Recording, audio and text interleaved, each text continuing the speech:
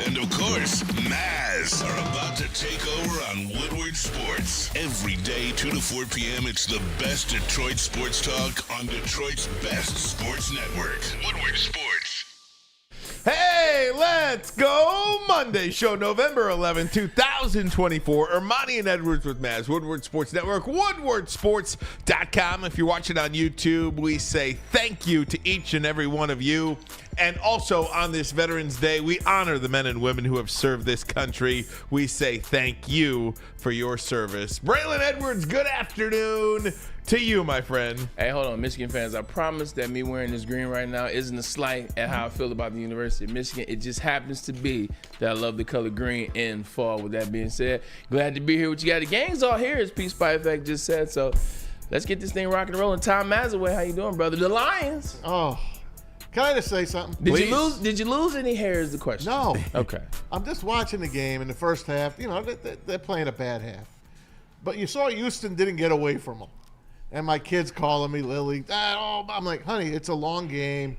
And I say, just relax. Chill out. Even if they lose this game, it's a meaningless NFC versus AFC game. Don't worry about it. And I just sat there in the second half, and they did what they had to do. And you saw. They were like a train that was coming. And you're like, Houston was stuck on the tracks. They were stuck on the tracks. And the Lions just kept coming until they finished them off. And Jake Bates, congratulations. You got a kicker, guys. I was texting my uncle last night, and we were going back and forth on the Lions. I was just like, I've never seen anything like this. And as I'm saying that, they flash on the screen. First time in the history of the NFL since at least 1970 that you've got, it was like the 5 interceptions, down 15 or more points, and come back to win the game.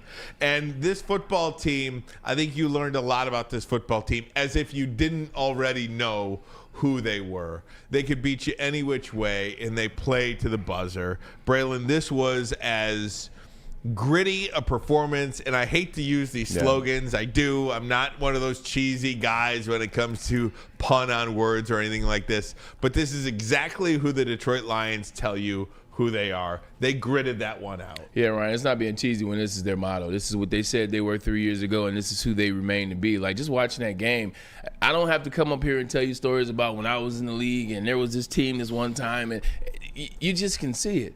5 interceptions, the novices of the novice fan can tell you 5 interceptions, you're supposed to lose that game, and they won, and they won in the regulation. They just find ways to win. I was watching Rex Ryan, former coach of mine, earlier today on ESPN. You saw it too. Oh, yeah. The sum of their parts the whole is more than sum of the parts. Like, their whole is more than the sum of the parts. It's not about what Amon-Ra can do. It's not about what David Montgomery can do. It's not about Jahmyr Gibbs or Carlton Davis. It's not about those guys as individuals. It's about the whole. And sometimes each other has to pick each other up, and that's what they were doing. And obviously, the most legendary soundbite that we'll get was the whole Dan Campbell thing with the delayed interview and then the Carlton Davis interception.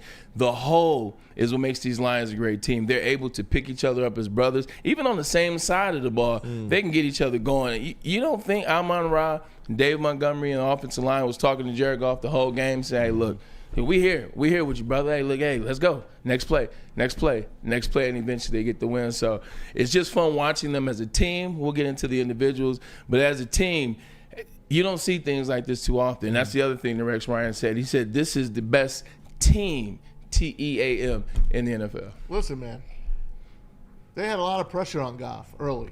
A lot of those passes were nearly tipped. That pass to Jamison Williams should have been a touchdown if he had one more second to unload that ball. It was a little short, and it got broken up. But 3 of those interceptions are one's a what do you call it at the end of the first half? Hail Mary. The other, basically, so really 4. Basically fumble. There's almost a fumble on 2 of them. They really weren't that bad. Tip drills.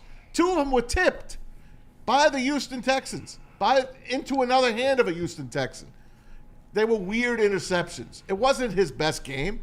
I don't even think that was his worst game. I know it looks like it on paper, but the Tampa Bay game was his worst game by far. That was his worst game. This game, he finished the game. The Tampa Bay game, he did not finish. Yeah, it seems like somehow Stick has replaced bodies with the Tom Mazaway that I know, and Stick is now sitting in front of me and not Tom Mazaway. Look, I understand what you're saying. There was some tips, but part of it still falls on Jared Goff. It still falls on him as the quarterback. Jared Goff understands how to play this game. You saw in a couple of those interceptions where he stared down the defenders. He let you know where the ball was going. Shouldn't have made a couple of those throws, and short hitching it, throws interceptions. So, Maz, we're not going to sit here and make this the Jared Goff day where we say, hey, it wasn't as bad as it was, and he still got the win. It was a bad game from Jared Goff. We've been talking all year about how good Jared Goff has been. I went on a whole tirade last week talking about why he's number one in the MVP ranking. Now you look at Lamar and you're like, maybe I was right, maybe I was wrong, but this is the time to talk about what he did. He didn't have his best game, and it's okay because the sum of the parts, the team as a whole, they picked him up. Wasn't a good game by him at all. He finished. Wasn't that? He did, but it wasn't a good game, though. Like, imagine Tom Brady for the Patriots, the dynasty run, Patrick Mahomes and the Chiefs, the run they're on. That was one of those games. Patriots trailing in the second half, 2 touchdowns, 16 points. Super Bowl 28-3. You just felt like this football team is going to always find a way to win the game. They are always going to do anything, make a play, something. And the other team is going to hear the footsteps once you start coming. Mm-hmm. You know, you always heard and felt those Tom Brady footsteps. You always feel, hell, the kicker for the Broncos, and we'll get into it, was feeling the footsteps of winning a game in Kansas City yesterday. The tackle got run over. I understand. Mike Dana blocked that. Four guys could have blocked it. Four guys could have blocked it. Where did Mike Dana go to school? What I'm just trying to tell you is the Detroit Lions now, I think, have this mystique about them that they it's like in Rocky 2 when Tony says to Apollo, man, I saw you beat that man like I never saw no man get beat before in my life, and the man kept coming after you. Yeah. That's what the Lions are now. You can beat them all you want in the first half, do this, that, 5 interceptions. They will continue to keep on coming after you. And that's exactly what happened yesterday in the game. KG is with us. Pete Spivak is with us. Thanks so much for being here on a Monday, a Veterans Day. Ryan Ermanni, Braylon Edwards, Tom Mazaway talking a Lions victory today. Yeah, I think it's perfect that you said that. They will keep coming, Paul. That's what the Detroit Lions will do for you. It's because they got 3 years of experience. They start off 0-6. What happened that season? What did they finish that season? They finished 9-8. They finished above 500 that season. You look at last year in the games they played in the Chargers game, the seam out of reach, the Green Bay. It's always a game they've always played. They're getting better and better and better. They've seen it. When you have seen it before and you're on that field, you can believe it's all right, cool. Look, I know we're down 23, we're on the road, but we did this before. We were down this against Minnesota. We found a way to come back against Minnesota. Or, we've done this against this team, or we've been in these spaces before. Now you can take it a play of the game, and now you have all 3 phases involved. How many times have we seen the special teams show up for the Detroit Lions this year, including Jake Bates that we'll get into? How many times have you seen the defense led by Aaron Glenn? It's time to get this man some credit. It's time to give Aaron Glenn some credit for what he's doing with this defense, putting them in spots. Look what the Houston Texans did in the first half, and look what they did in the second half. That defense didn't change. The players didn't change. Aaron Glenn found ways to get those guys and have some success. Aaron Glenn, remember the beginning of the season when the Lions were kind of struggling on offense? That defense was the catalyst picking the offense up. Here's Aaron Glenn yet again getting that defense to pick the offense up. And he got a game ball. We're going to show you that momentarily. But I do want to point something out, obviously, which is, I think, the story of the day and really the story of this team. And Tom Mazaway, I actually gave you a shout-out today on Fox 2. Thank you. Earlier today.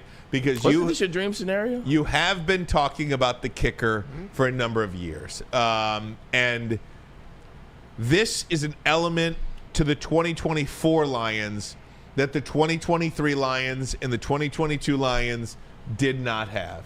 They did not have a kicker. That they could trust. That they could trust, fine. And that they could trust from 50 and beyond. You're talking about a 58-yard field goal. That wouldn't even have been attempted last year. That was a 4th and 11 go for it last year. He could hit a 68-yarder if he needed. You're talking about a 52-yard field goal to win it. There is no sitting down on it on 3rd down. They're going to run a play at risk of penalty, interception, fumble, anything to knock them out of field goal range. They're not They're not taking a knee, essentially, for a 52-yard field goal to win.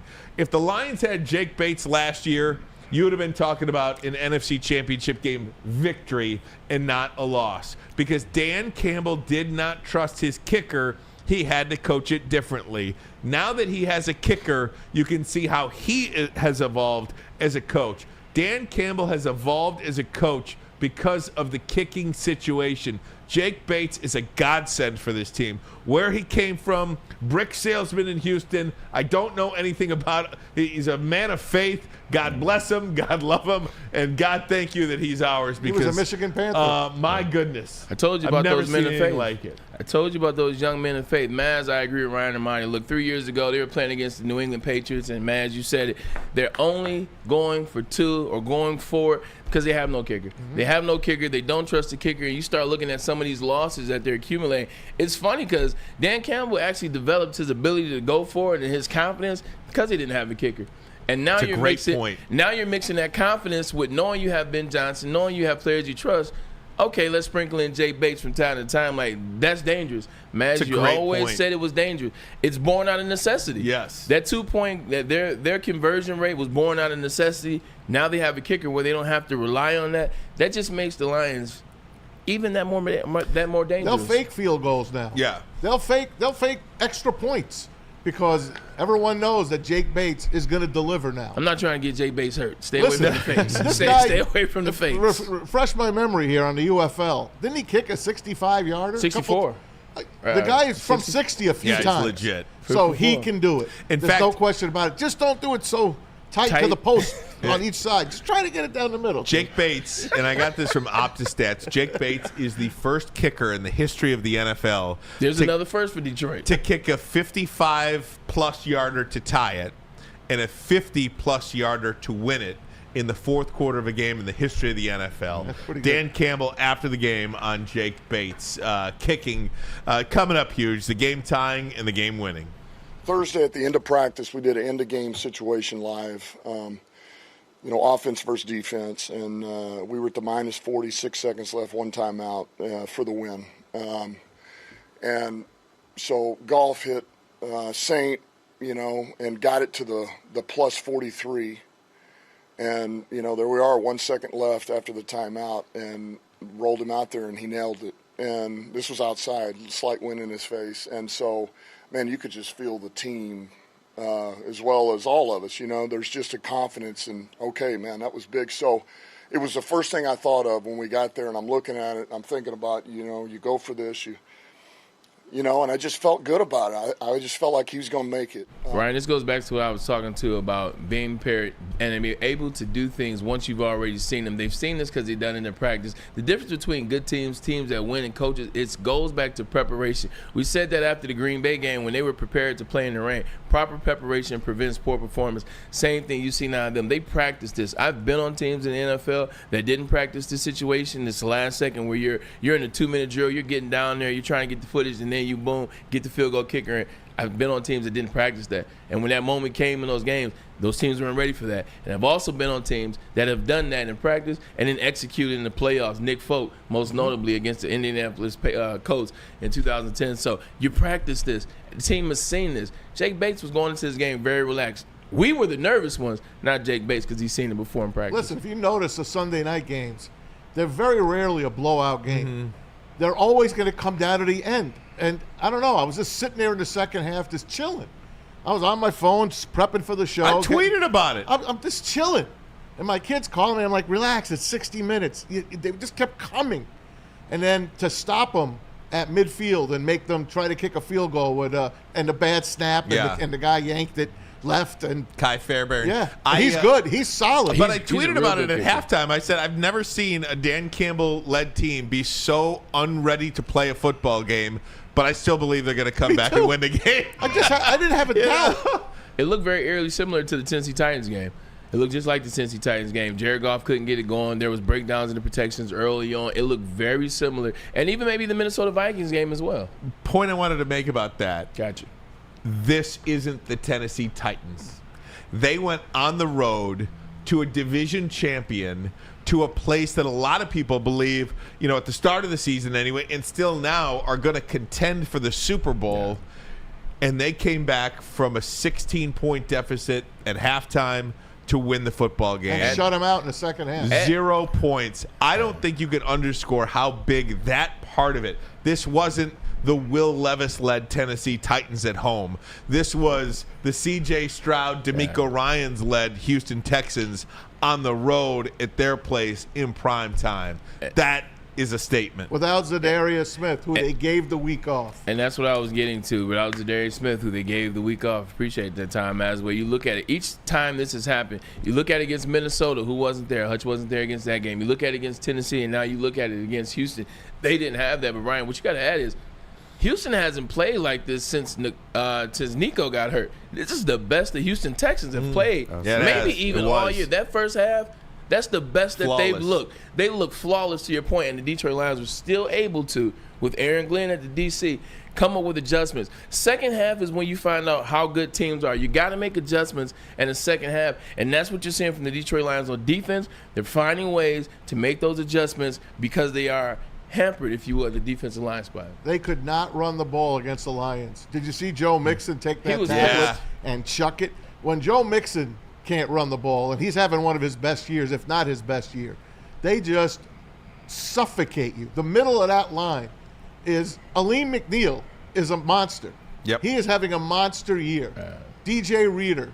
Everything's coming from the inside. Yeah. Wait till Zadarius Smith comes out. James Houston crapped himself and got a sack. That was crazy. I mean everyone played hard. That's what he said. Everybody played hard. Everyone stepped up. For real. And let's hope Zadarius Smith is the difference maker going forward. Hey, Braylon, shout out to James Houston, though. He left it all on the field. He did. But you mentioned Aaron Glenn a couple of times now. Let's talk about him for a second, because when you shut out an NFL team at their building, anywhere, at home or on the road, but especially on the road, that offense, you shut them out, that says something. And you did so without Aiden Hutchinson, without Zadarius Smith.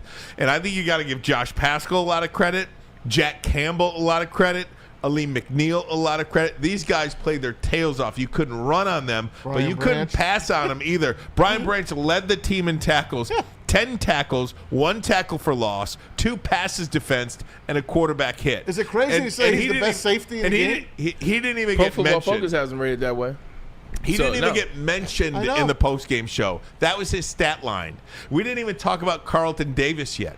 Carlton Davis, and Braylon, you had mentioned, did you see the second half interview coming back? Did anybody catch that? The second half interview, Dan Campbell, and they record those a little bit before and then play them back as the game is going on. So it wasn't live. But it was the first play But of it offense. was the first play of offense. Yeah, no doubt. So it was pretty incredible. Dan Campbell says, we need to get turnovers. And there's Carlton Davis, first play of the second half, getting an interception. Carlton Davis walking off the field. There you go. There it is. Hey, man, shout out to all the fans, man. What up, though?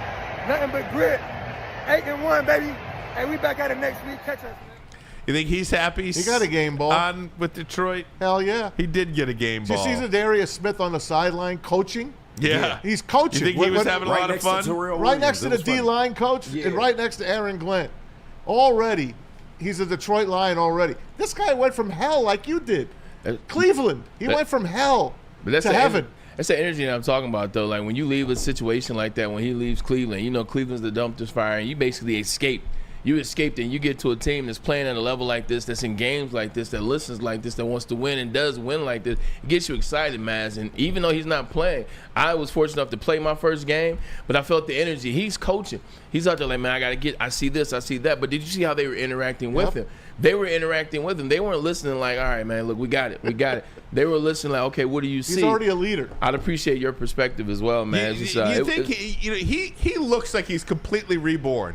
Does that guy look like he's just having the time of his life right now, or what? He's as happy as we are. I think he also welcomes, you've talked about this a lot, Ryan. He's welcoming the moment that's coming. You know what moment this is going to be for him. This is his moment to be Zadarius Smith, unhindered by Rashawn Gary, unhindered by Matthew Judon or whatever. This is his chance to be a leader, step up, and be maybe the guy, if you will. I think he's relishing this opportunity. Just more about the organization, too. I think it says a lot about this organization and sends a message to the league and the league's players as well. This was Zadarius Smith's bye week with the Cleveland Browns. The Lions gave him a couple of days off. He didn't even get to Detroit until Friday. Trade happened on Tuesday. Okay, trade happens Friday.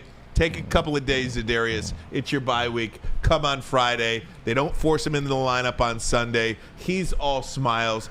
That is going to benefit him and this team so much. It's little stuff like that that might be little to you and me. It's huge to a player like Zadarius Smith. And Snacks Harrison tweeted about that earlier in the week and said, "Oh, I didn't even have time to grab a towel." Right? Yeah. Where was this? And if you heard Zadarius Smith in the post game, he said that he has a house down there in Florida. He was caught up in the hurricane, so those couple days allowed him to go down there and actually check on what was going on with his house and everything with his family down there. So, like I said, this organization just continues to be a model of class, and that's something that we have never seen as Lions fans. They continue to have a plan. The type of guy Zadarius Smith is, he fits this thing perfectly. And everybody that wanted them to go out and get a star and get a name, no, that was never the plan, but they were going to get somebody that was going to fit this culture perfectly like a glove. And I can't wait to see Zadarius on the field next week because he got his number too, 99 from Broderick Smith. Speaking of class, they're in a class of their own as it relates to the second half of the NFL games. In the last 7 games, Ryan and Monty, 5 of those games, they've only allowed 6 or more points in the second half. Yeah. Just let that set in. In 5 of 7 games, they've only allowed 6 or less in the second half. That's winning football. I don't care who's playing on that defense. Aaron Glenn has got them to buy in, and he's getting them to play a sound form of football. That's a team plan that's working well. Dan Campbell's record, right, since he started, they started 0-6 that year? And then they won 9 games. His record is only second in the NFL behind Andy Reid. 28 behind Andy Reid. He's second to Andy Reid in the last 3 years. That's your Super Bowl. We can talk about that in a little bit too. Is that the matchup that you think the league wants right now? Is it Kansas City, Detroit, or Baltimore, or something else like that? But Ben Johnson. Just getting back to the Lions' defense for a second. Ben Johnson is the guy that gets all the love around the league because offense is sexy, right? Yeah. Chicks dig the offense, right? But it's really the defense that is the reason why this team is a Super Bowl contender. And Aaron Glenn is every bit the coordinator that Ben Johnson is on offense. Aaron Glenn is on defense. They were talking about him last night. He's got to be the favorite to be a head coach in New Orleans next year, you would think. Aaron Glenn going back to New Orleans. This is a coach that's got these players playing at an incredible clip right now, and everybody's getting better. That's the one thing about it. All these young guys, they come and they get better. That's coaching. That's development. That's learning how to be a pro. That's understanding your assignments. And I just think Aaron Glenn, it's time that he gets his due as well. Yeah, and I think, they set the tone last year when we talked about how players felt about him. They said that he was the number 1 coordinator, and this was news to us. I'm like, players ranked Aaron Glenn the number 1 coordinator. And this was coming from league players, so that kind of set the tone, and I think he's just following suit, and he's continuing to hammer out the details.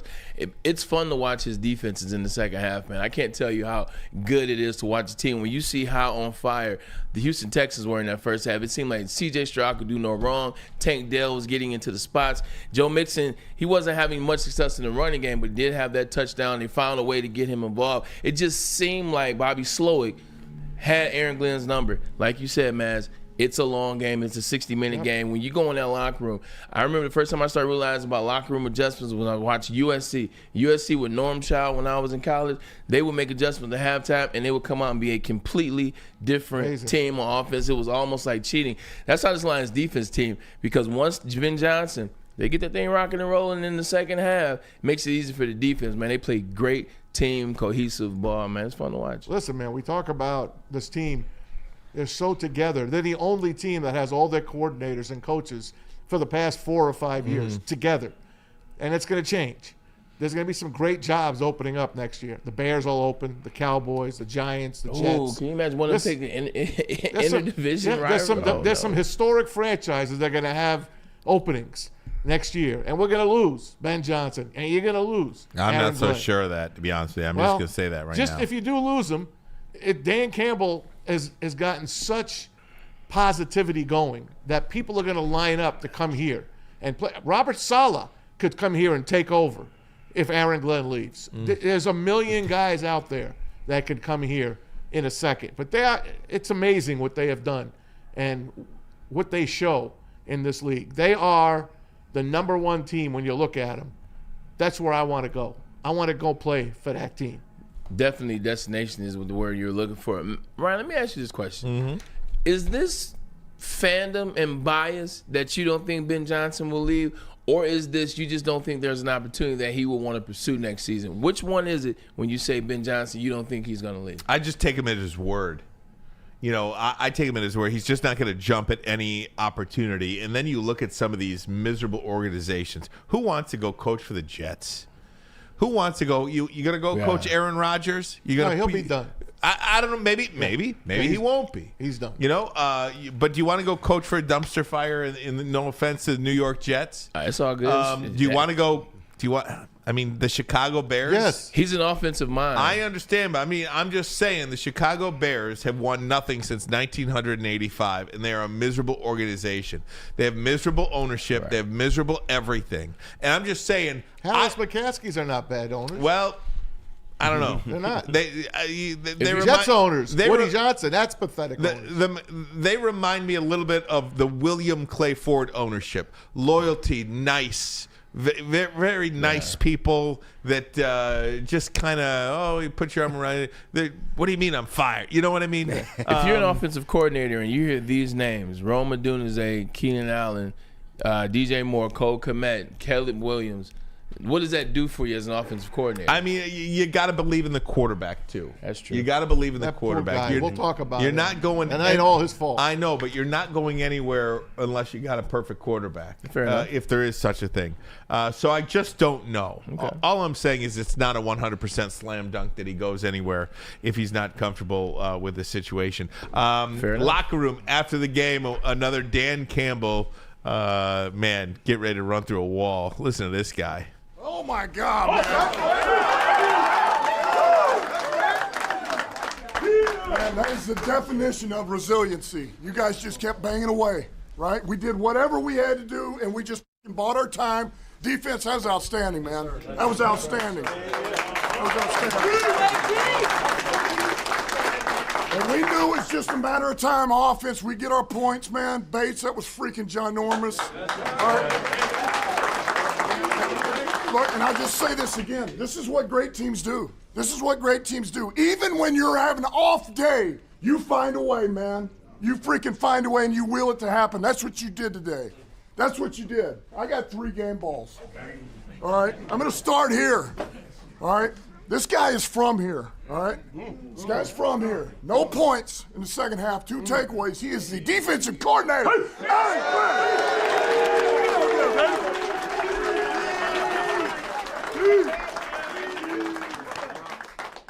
I love this team! Defense, 4 tackles, 2 picks. CD! 2 picks! I just want to say one thing, man. I swear to God, every game I'm coming out here and giving y'all my best, man. Like, I don't give a what's going on. Whether we down or we up, y'all got me. Y'all got me. Last but not least, 2 field goals, one of them 58 yards, the other one a game winner, 52 yards, 2 extra points. Mr. Bates! Hey, good win. Shout out my boys, Jack and Hogan, man. I love you guys, and man, I'm just so happy to be a part of that operation. Love you guys. Break it down, man. Hey, if that ain't a lesson, it ain't over till it's over. That's what it is, boys. Way to fight all day. We're different. We're different than all 31 in this league, all right? Way to go. Win on 3. 1, 2, 3. Win! Jared Goff, my goodness. crowd last night. Well, you know what? Wow. They were there again. And did you see Mike Tirico said, Mike Tirico was like, this was kind of like a map on Tuesday night because they had all the red and blue. And then Chris Collinsworth says, well, I don't know. We should be going there, Mike. But here, you talk about the crowd. Let's hear about the crowd. Dan Campbell on the Lions fans in Houston. The fans helped.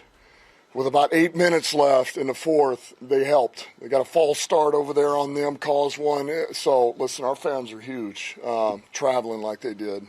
There's so many. It's a thing. There are so many videos out there from people that follow this station, follow this network, and friends, and so many people are traveling. I have my bowling partner, Dom. Hey, Dom. He left Shout on Friday with his buddies. He went there. Spent, $1,000 to get in the damn game, but sold his Thanksgiving Day tickets to recoup it. People are in love with this team. And to take a road trip to a great city, man, would be so much freaking fun. If you could afford it, man, just pack those bags and go. You see the crack man go every week. It's this big. It's great to be a Lions fan. Finally, it's great to be a Lions fan. My boy Dave Logan, who you guys know, he's been to every game since the Chiefs game. Last year, Arrowhead was the first one he went Thanks, to. Dave. So we got, you keep going. Keep going all these road games. But, 100%, man. This team is good. Carlton Davis got lucky. He got lucky on that one interception. Got to be in the right spaces. But other than that, teams that are good, teams that are going to be championship teams, they find a way to win. I remember on the floating interception, the one in the end zone, that was on Stroud, man. Yeah, I know, but that's why I say he got lucky. Like, he was wide open for a while. Like, all Stroud had to do was get to him. But it goes back to the nervousness that they kind of put in there. But to winning teams, knowing how to win championship teams. Like, I played in a game like this when I was on the Browns, man, playing against the Bengals. This was to secure our spot, Ryan, in the playoffs. It would have been the only time that I went to the playoffs with the Cleveland Browns. We were up on the Cincinnati Bengals. All we had to do was win them. Then we didn't have to win our last game. Derek Anderson threw 3 interceptions. Three bad interceptions, 3 interceptions, right? We still had a chance to win. Game was still in our hands, but we fell apart. We had a false start. We had a drop pass by myself. Kellen Winslow did a stupid penalty. Like, we gave that game away. We didn't get into the playoffs because we didn't know how to win. We could have overcome that. The Lions, on the other hand, they're a much different team than that. They know how to win. They know how to overcome. And they stay calm, cool, and collected. Cody on the chat says Mike T was a hater last night. What game were you watching? He loves the Lions. He has to hide his fandom. He's a member of the DAC, which is legitimately across the street from How about Ford Field. Tony Dungy. Yeah. Saying, I've been a Lion fan my whole life. He's got Detroit ties. And, I've never seen a team like this. Every single person on NBC and Peacock picked the Lions to win that game. You know what that usually means? What could go wrong? Right. But guess what, man? It's Sunday Night Football. There's hardly a blowout in Sunday Night Football. Always comes down to the end. Guys, if you're watching on YouTube, hit that like button for us. Let's see if we can get up over 100 likes by the end of next segment. Also, if you are watching on YouTube, share the link with your friends. Subscribe to Woodward Sports. Let them know we are here and we are dominating the digital airwaves, as we say. Guys, more Lions talk next. What's the dream Super Bowl matchup? Is it the Chiefs, Bills, Ravens? Is it just that the Lions get there and that's all that you care about? You're going to hear from Jared Goff on the comeback win coming back. Dan Campbell on the win as well. We'll go around the NFL. There's a Monday Night Football game. The Michigan Wolverines suck. All that and so much more. But first, a message from Planet Fitness, where your fitness is essential. Look, the Michigan Wolverines suck this year, but you don't have to, because you can get yourself a membership, because fitness is in the budget for you at Planet Fitness. With over 50 metropolitan Detroit locations, it's the right gym. Squeaky clean gym. Membership comes with a trainer. Any membership that you get comes with a trainer as well. It's a no judgment zone, so you can work at your own pace. Enjoy it, vibe out, do whatever you want to do. Nobody's judging you. Planet Fitness, where your fitness is essential. And a good way to relax those muscles after a great workout, man, is a shot of tequila, man. 1800 Tequila, the official tequila of Woodward Sports Lions watch parties and post-game show. Join 1800 Tequila and Woodward Sports every single Lions game, live at Hayes Social in Shelby Township, and celebrate the wins with smooth 1800 Tequila. Proud sponsor of your and our Detroit Lions. 1800 Tequila, the best taste in tequila, and please drink responsibly. It's the New Holland Brewing Company Lions pregame watch party. Every Lions home game live from Second Best Bar, Detroit. Enjoy the pregame hype with a live broadcast every week with Woodward Sports personalities like Neil Rule, Sean Belegian, and the Heavyweights.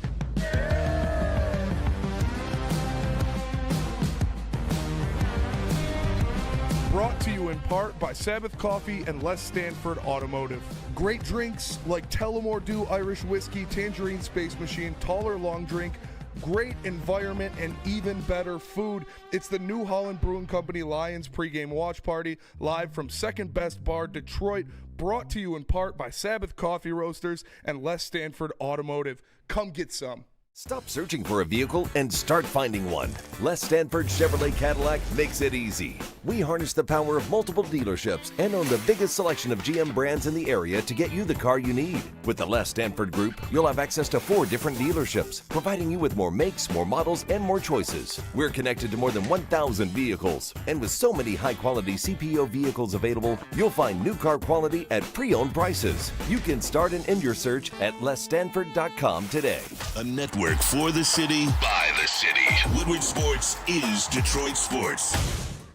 How do people feel about getting a Planet Fitness membership for $15 a month? How do they like working out in a clean and spacious gym that's filled with equipment for every workout?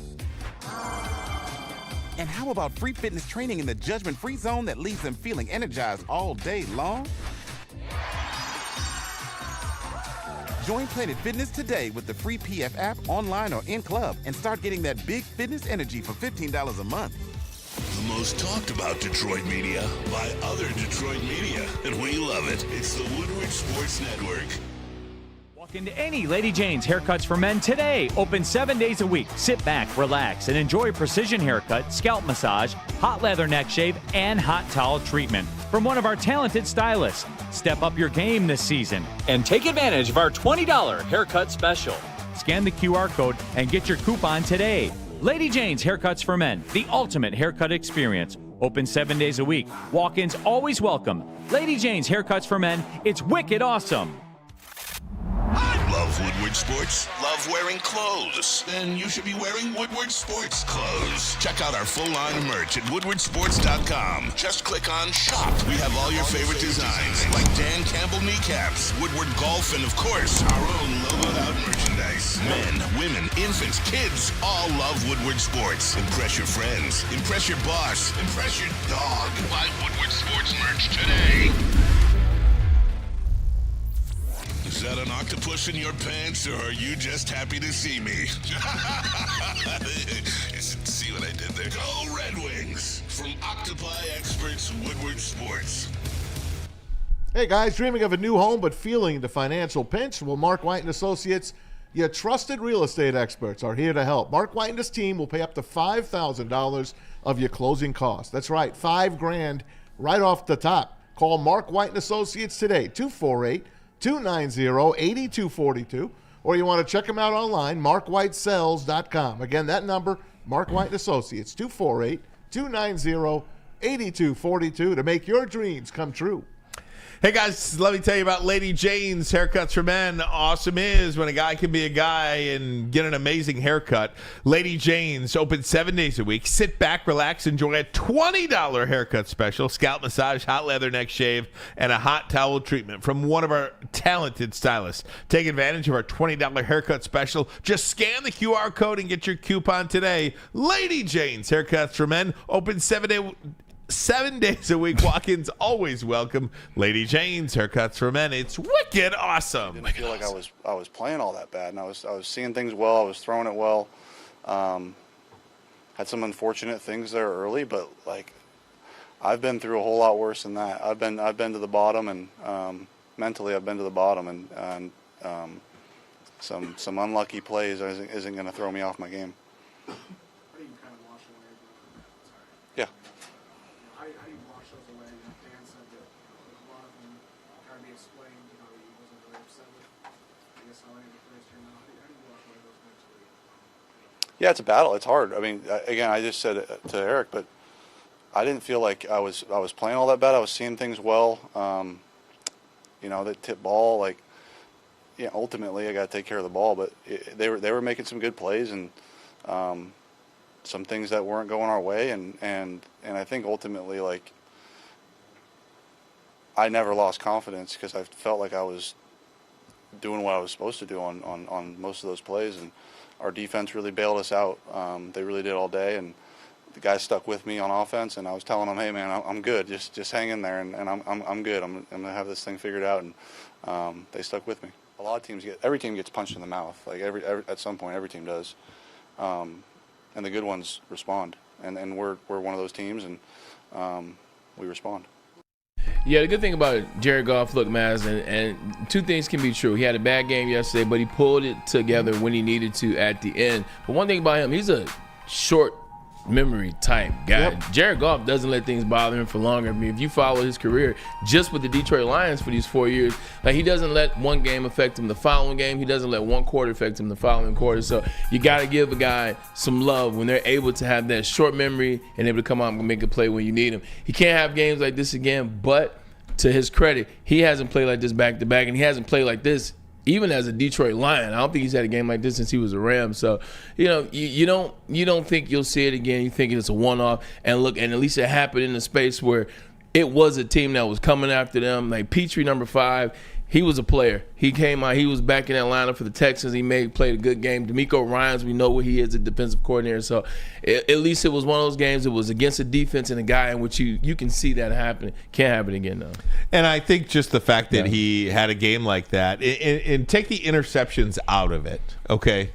I saw more passes in the ground than ever before that I can remember. The last time he started the game was 0 for 1. I don't even remember. Remember, he's had 10, 12 in a row lately? Exactly. He's the first pass he threw into the ground, just no turnover. Some of it has to be attributed to the left side offensive line. Dan Skipper was in there. This is the first time he started all season. He started instead of Taylor Decker. So that is a part of it as well, and that will get better 100%. So it's not all on Jared Goff. The good news is he does have a short-term memory. Don't expect it again. No doubt. Dan Campbell talked about the win as well. Lions 26-23 winners over the Houston Texans on Sunday Night Football. Credit to DeMeco and that crew, man. They fought. We knew they would, and they were ready to go, and man, they gave it everything, and that was a hard fought game, and we had to fight our way back in there, and look, I'm proud of the guys. There's things that obviously we got to clean up, but man, they just wouldn't go away. Our guys wouldn't go away, and for our defense to play the way they played, I thought our defense played good early. We just had one play here, one play there that really that hurt us. But second half, you come out and it's 4 punts, 2 picks, and a missed field goal. I mean, that's huge. And we talked about it at halftime. We just needed to get our takeaways. So the defense did that, and I knew we'd wake up on offense. It was just a matter of time. And once we were able to pull it within one score, you felt like, okay, now. We're starting to find our way here. And that's Dan Campbell talking about the team being able to be resilient, find their way, and take their time coming back to win this game. Tom Mazaway, we're talking about the Detroit Lions still. Just an amazing win, how they came back. Just talk about how resilient this team is. It seems like they're really starting to play in the image of Dan Campbell, and it was kind of cool seeing two former players now coach their respective teams. DeMeco Ryans got drafted in 2004 to the Houston Texans. No quitting this team at all. I mean, I wrote yesterday, my little tweet at the end of the game, no quit, all grit. That's what they are, man. And they really showed me something this game because they didn't have their best. They didn't have their fastball, but they got it out 7-8 innings anyway. They might have went all the way. Actually, they did go all the way. What do you think about J-Mo? J-Mo came back. It was first game Terrific. back. Made some plays. What do you think about that? He took a bad hit, too. See that front and back hit he got? He got sandwiched. That was another J-Mo. That was another Jared Goff duck. Yep. He lost a lot of wind on did. that one, but the kid hung in there. And, the two-headed monster, your running backs, what do they call them? Knuckles and Sonic. Sonic and Knuckles. I'll tell you, man, Jahmyr Gibbs, he could be the most exciting running back in the NFL. Yeah. He gets his hands on the ball. He's almost unstoppable. They got him one time. Other than that, he's always gaining 3, 4. They were averaging 6 yards a carry coming into this game, the two of them. And Montgomery didn't have his best game. They didn't use him a lot, actually. Right, they used him just scored enough. A touchdown for that parlay. They used him just enough. The only downside, Sam Laporta hurt his shoulder. Wanted to come back in the game. Again, Dan Campbell, after the game, said it's something with his AC joint. He might miss this week's game against the Jags. Who cares, right? You got other guys that'll sit in. Hopefully he'll be better to move on. The one thing I wanted to bring up was Terry and Arnold. And, Kenny, you could hop in on this, Pete, too. The one play where he tackled the receiver, and he didn't have to. It was enough time on that long duck that CJ threw up. He could have intercepted that ball. Instead, he didn't turn around. He just tackled the kid. And a couple of penalties against him in this game. What's your take on Terry and Arnold from yesterday? I feel like in the last 4 games before that, like we say, he was playing mistake-free football. He only had one penalty, and it wasn't a pass interference. I want to say it was a hold. I want to say it was. So he had been playing much better football. Sometimes, man, I just think in big moments, I think the lights are on. It's a Sunday night game. It's the Texans, NRG Stadium. I've been down there for the national championship. It's loud. It's a fun stadium.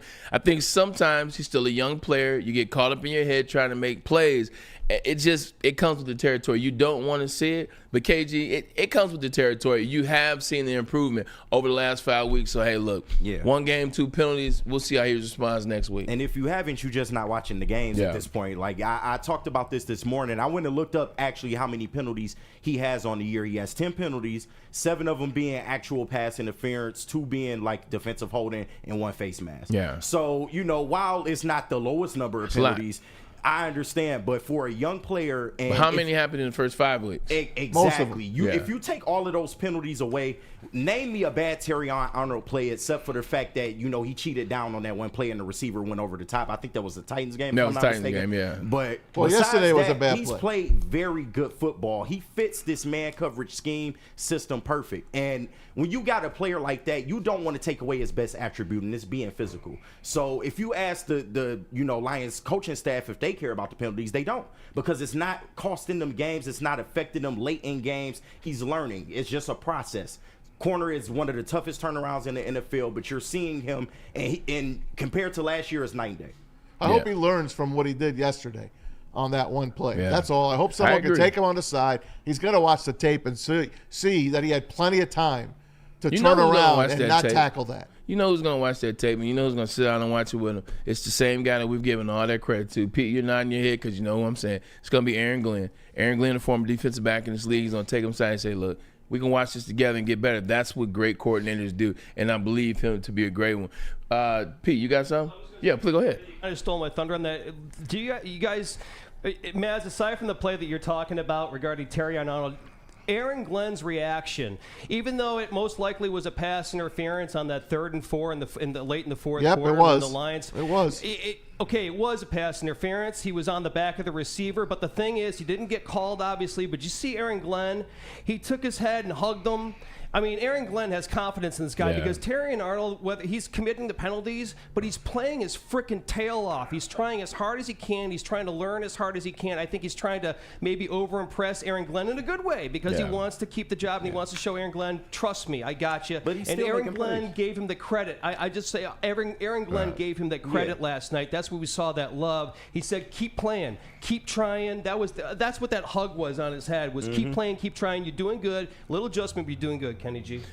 Hey, KG, I want to bring something to you. I was watching Spinny's page yesterday. Spin More Racks, shout out to my boy Spin More Racks, the heavyweights. You can watch from 5 to 7 daily here on Woodward Sports. They do a hell of a job. But I was watching his when Jake Bakes kicked the field goal. You guys were at Hayes Social out there getting it in. Tell me, what was that feeling like? The kick goes in, Spinny goes crazy. I see you guys jump. Like, What is that feeling watching with other Lions fans getting that win, a huge win on the road that they had to come back? Like, what's that feeling like for you as a Lions fan? It's a feeling of validation, knowing that this is the best team in the NFL. And as a Lions fan, I'm not scared of any other team. I don't care who it is. It could be the Chiefs. We ain't scared. You know, respect. They undefeated. Yeah. They keep finding ways to win. Say what you want about how they've got it done. They've got it done. But I'm not scared of the Chiefs. If you look at, the Eagles who are playing good football right now in the NFC, am I really scared of the Eagles? No. It'll be a good game, but no, I feel like the Lions can win that game. They can win any game that you throw at them. It could be a defensive, game. It could be a shootout. It could, however you want it, they can give it to you. Pause. And as a Lions fan, you just feel validated knowing that this team is for real. They're official, and they are a Super Bowl contender. Look how long it took him to get Amon-Ra St. Brown into that game. Yeah. He had a catch early, and then he kind of went away. And it wasn't even a catch. It was a flick toss. Yeah. It was like the 7-yard flick toss. But I'm saying, Yeah. man, they get him going, and then in the fourth quarter, he's the guy that gets this team going. And then when he scores that touchdown late, no celebration. None. Because it's this business. Because they're down. It's business. It's business. And you gotta I love appreciate seeing that. I Yeah. loved seeing that. Same, 100%. When guys understand the moment and guys like dialing in, look, when you're behind, there's no time to celebrate a touchdown. There's no reason to celebrate a touchdown because you're not winning. You got to put yourself in a better situation. That's what he did. I think the commentators last night, they nailed it perfectly. They said, they got Jahmyr Gibbs, they have Jared Goff and all these players, but there are two players that they rely on most when the times get hard.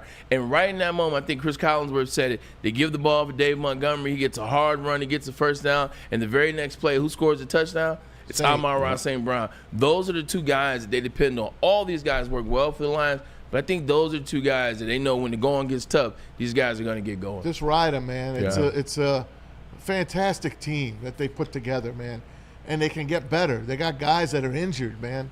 Just think if Hutch wasn't hurt. And then next year, I'm not even thinking about next year. Well, I am. I do. Let's stay. When I think about let's stay in the moment. As Darius Smith comes in this week, I'm really looking forward to seeing his debut because he is like reborn, like you were when you went to the Jets. And right away they incorporate you. Yeah. Right away. Hey, they only gave you a few plays at the beginning, but you capitalized on it. I scored a touchdown Yes. on my second. I scored a touchdown on my third play with the Jets. Exactly. Like first play was a catch, second play was a run, and third play was a touchdown in the end zone. Obviously, that's where a touchdown would be. But they got guys coming back as well. Like I'm watching these bodies on the field for this defense. I'm watching Neiman get 2 tackles. Who the hell is Neiman? Right. You realize Neiman comes over from Kansas City, a special teams guy. Like they're implementing players in here. Like how many players did you see on last night when you're like, huh? How about Pat O'Connor with 2 TFLs Oh, yeah. in a Oh, sack? there's James Houston had an appearance. We saw James Houston, y'all. We got were a wondering sack. where he at. Got a sack for Tom Mazaway. Oh, how about Jack Fox that kept them inside the 10-yard line the whole second quarter, the whole second half? They were inside their own 10-yard You line. saw Jake Bates shout him out too in the locker room. He said, "Shout out to my guys, Hogan and Jack." Yep. That's fantastic. Yeah, they're just real, man. Look, what do you want to do? Do you want to go around the NFL, talk about the rest of this week, or do you want to play this out to? I want to keep talking about this Lions. You want to keep talking about this Lions? I got a guy I want to throw out there that I really haven't seen, and it's Amos Rickstraw. Have you guys seen much of him? I saw him in like two plays. No, he's number 15. Now, he's a second-round pick, and I know he had injuries at the beginning of the year, but he's played snaps. He played in the Packers game, and he played in this. I know. I'm just not.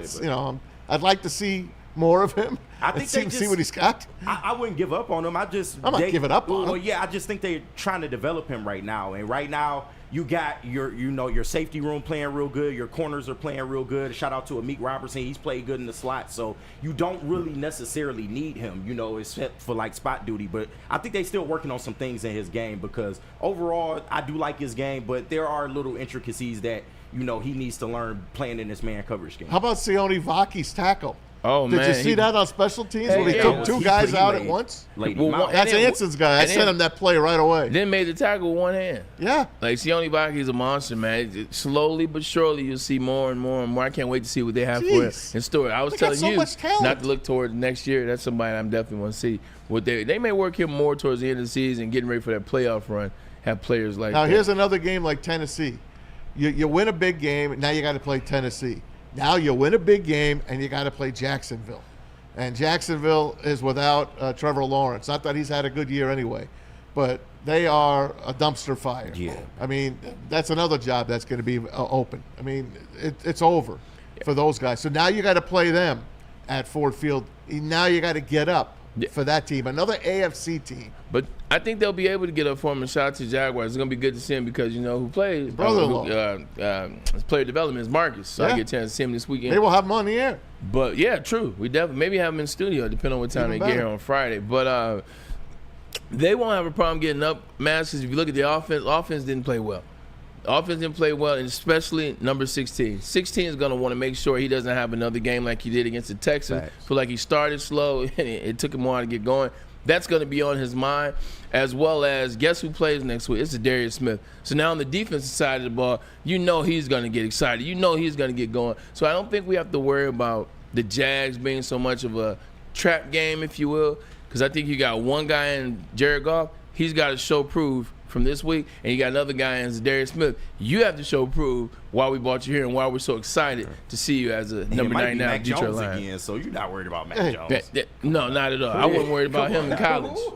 Did you guys wake up early and watch the game from Germany? No. You know what? I took this weekend off. No, I did not. You didn't? I did not. I was up, and I didn't watch the first half. I watched most of the second half.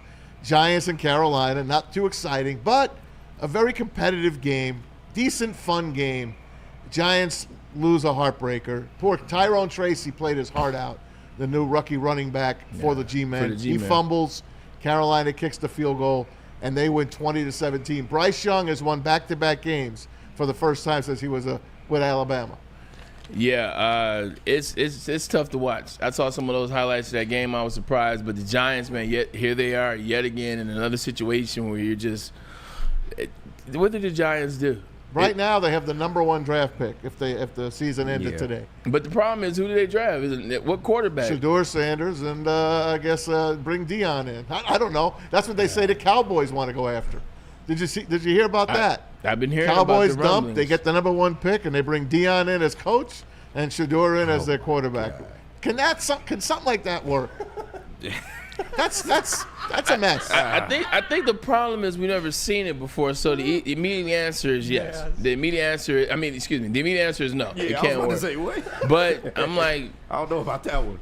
At the end of the day, in the NFL, your job is more so just like Deion is doing. He's more of an NFL type coach. Your job is a motivator. Yeah. Your job is a motivator. Your job is to know when to light fire up under your coordinators. You know what? And I think Deion will do that well. It's Shedeur Sanders that good of a quarterback? It remains to be seen. I think so. Right. But number 1 overall, that's interesting territory. Now I have a head coach in the NFL coaching his son, and Deion's a very emotional father. Yeah, and we know that. Did he coach the pros?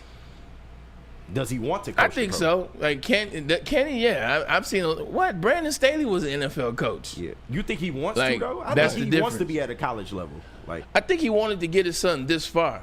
Yeah. I think his goal really was to get his son this far. And Hunter. And Hunter and Shiloh. Yeah. And the brand just blew up because of it. I don't think he's interested in being an NFL coach. If they went out, they're going to be in the playoffs. Yes. Colorado. Yeah. If they went out, they control their own destiny. Now, look, there were plenty of good, tough Utah games. This week. Hey, we got to take a quick break. When we come back, we got to go around the NFL. I got some great stuff for you, some great sound as well. But, Pete, where are we going first? Well, it's Let's get it was going to be KDK, but we're minus 1 gentleman. Why don't we go to the other one, Tommy, and then all right. Here's something from Dr. Pierce, guys. Don't miss out on our expert sports injury insight with Dr. Jeff Pierce with Michigan Sports and Spine. Join him every Tuesday on Big D Energy. He joins us here on Thursdays. Trust the guy at DMAC and Braylon Trust. Heck, we all trust him. You know that. By the way, happy anniversary to DMAC, 9 years of being himself, being the best man that he could be. Dr. Jeff Pierce keeps you in the game. Visit MichiganSportsAndSpine.com for more.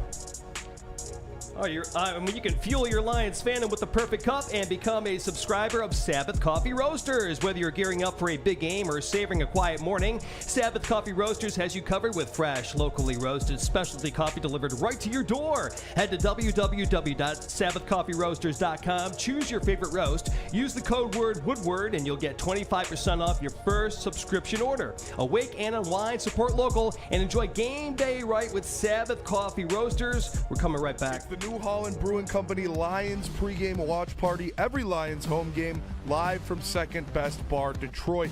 Enjoy the pregame hype with a live broadcast every week with Woodward sports personalities like Neil Rule, Sean Belegian, and the Heavyweights.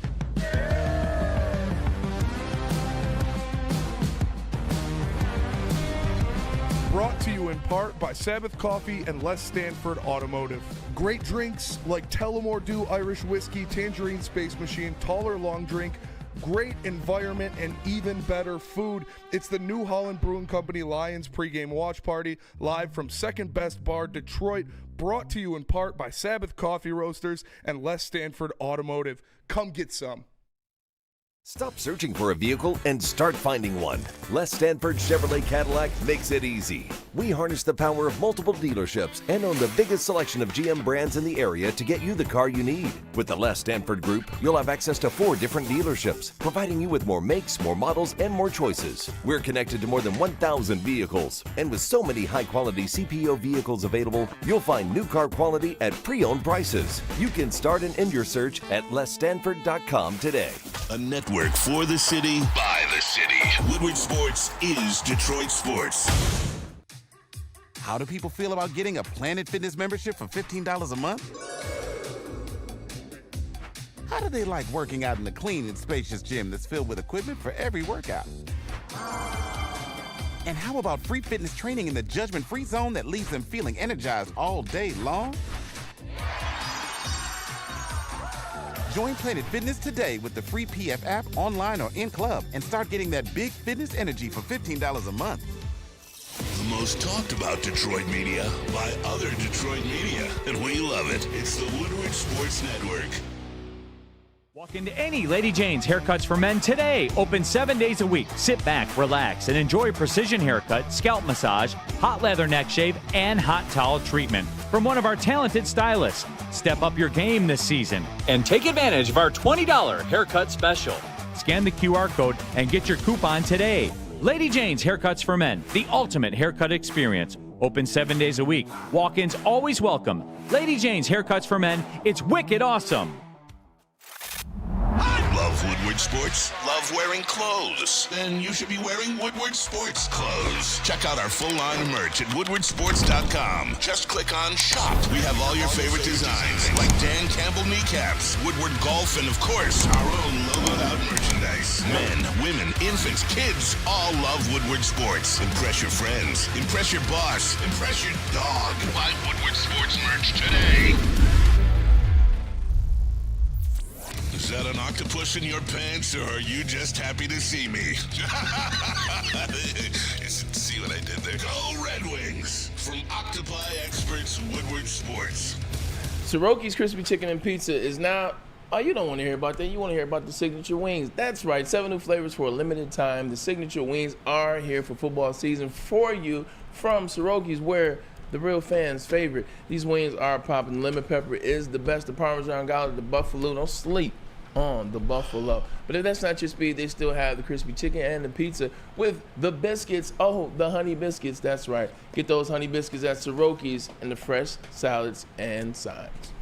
Hey, gang, let me tell you about Les Stanford Chevrolet Cadillac Buick GMC. Woodward Sports and Les Stanford want to reward you for out-kicking your coverage. That's right. If your significant other is hotter than you, you could win tickets to the Thanksgiving Day game in Detroit. Wow. Find the best pic of her with the average-looking you and post it on X or Instagram with the hashtag Woodward Tickets. Tag Woodward Sports and follow us to enter. Wow. We will announce the winner on November 25th. Outkick your coverage from Woodward Sports and Les Stanford Chevrolet Cadillac GMC Buick in Dearborn and Ferndale. How about that? Jeez. No AI girlfriends allowed. No AI girlfriends No allowed. AI girlfriends. Only real. No Montateo? No Montateo going on? No Montateo. Pretty funny stuff, man. People get creative, don't they? People get creative. Good job, Les Stanford. Absolutely. Guys, hour number 2 of the program. We'll go around the NFL now. Can you believe we're over halfway through the NFL season? Week 10. You wait Week 10 is We over all today. off season. So that's right. Week 11. Yeah. Week 10 is over today. Man. All this. Where is it going? They had the free preview of the Red Zone yesterday. Now, I'm not a Red Zone guy, per chance, but yesterday's games were boring. So I threw on the Red Zone and I left it on in the background. Wasn't bad. I've seen it before. It's just too. My heart races. It's too hectic. Yesterday's slate didn't interest me That's at all. because it's AFC versus NFC And Maz, crap. I never considered that in a million years until you brought it up to me. Ain't it I knew something? there's something off that I just do not like about some of these matchups, and it loses a lot Isn't it of weird? It loses a lot of pizzazz, and I never just saw it that way until you highlight it every week. I used to hate the AFC when I was a kid. Like growing up, I hated the AFC. I didn't want anything to do with them. I didn't like the Chiefs. I didn't like the Pittsburgh Steelers. I was an NFC kid. I was born in still am. Detroit. Detroit Lions, the 49ers, and then my favorite teams were the 49ers. So I was all NFC as a kid. I'm NFC for football. I'm American League for baseball. Yeah. I'm Eastern Zone for the NHL and East for the NBA. How about it? That's the games I like to watch. It's weird, but I guess I'm a weirdo. Give me the West Coast in basketball. Let's go through Let's go through some of the NFL scores here. All right. Now, Pete, I'm going to do this New England and Bears game, and I'm going to incorporate some sound in this one. Listen, Just let me know, bro. I don't know. I know we picked this game. I picked the Patriots. I think most of us picked the Patriots. Yep. They just throttled the Bears. The Bears haven't scored a touchdown in 2 weeks. Since the Washington game, they have gone south. 19-3 the final. And did you see the end of the game? I can't show it to you, but it's Caleb Williams on the ground. He's like crumbled up, and he's like, you could see he's just in pain mentally and physically, and none of his teammates are around him. And the Patriot linebacker, I don't know who it was, picks him up and starts patting him on the helmet. It was so sad to me how this game. The Bears are sad to me for some reason. Yeah. I don't Because they do have a lot of talent. They do, and I know they're in our division, but there's better things for this team. So here it is. Caleb Williams, put the stat up. He has been sacked a season high 9 times. Yesterday. 9 times. 9 times. He's on this list 2 or 3 times for the most sacks in a game. He is getting slaughtered, and he's getting ruined. And Matt Eberflus, after the game, well, here's what he had to say.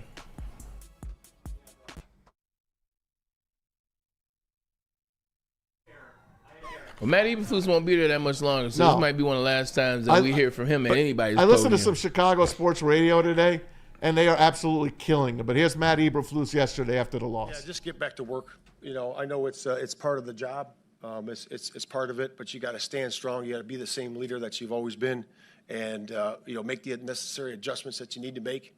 Be strong and courageous throughout it all. Look at each other in the eye, tell each other the truth, and that's how I know to do it. They want to hang him in Chicago. They want everyone gone. They even want Ryan Poles gone. Guys. They believe they have messed up again. The Hail Mary broke them. Yep. Yeah. The Hail Mary broke them, and it has now beaten them 3 times. Yep. Period. They have never recovered from it. Caleb Williams even admitted as much when he said we couldn't get right earlier in practice. We couldn't make the necessary adjustments in practice to get over it. The player, I forget the defensive back, Tyrese Williams or Stevenson, walked out of practice. It has been a distraction. It has been DJ Moore still with the walk off the field. No one's ever said anything about that. No, I understand. It has completely broken the Chicago Bears. The one Hail Mary play. Amazing. It is. And you're going to lose jobs over it. Yep. The head coach is going to be fired. Who knows if the general manager is going to be fired. If you look around the league at some of these rookie cores, I really wish we got an opportunity to see J.J. McCarthy, because some of these rookies, and we won't see Michael Penix.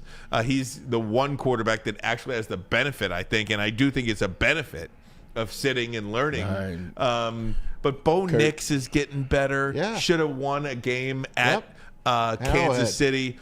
Drake May, who they played. Drake May looks pretty darn good. Yeah. Having nothing around him. He's got nothing around him. Zero. Not even 0.5. Some of these rookie quarterbacks look pretty darn good, and Caleb Williams does not. No. Caleb Williams looks like he's getting worse every time out. And these other guys look like they're getting better every time out. And, man, I almost feel sorry for the kid. I almost do. I don't want anybody to suck. I mean, the older I get, I don't want anybody to fail. But it's just, you see these things, and the makeup of Caleb Williams just doesn't scream, I got this in tough situations. Yeah, it's one of those situations where, like, I would have loved to see him go to another team, or you want to see what happens with him in another team. But sometimes by the time they get to that team, their spirits are so broken from the Chicago Bears. You look at Justin Fields. Now, he was 4-2 before they brought in Russell, but he wasn't necessarily playing great quarterback football. They were winning.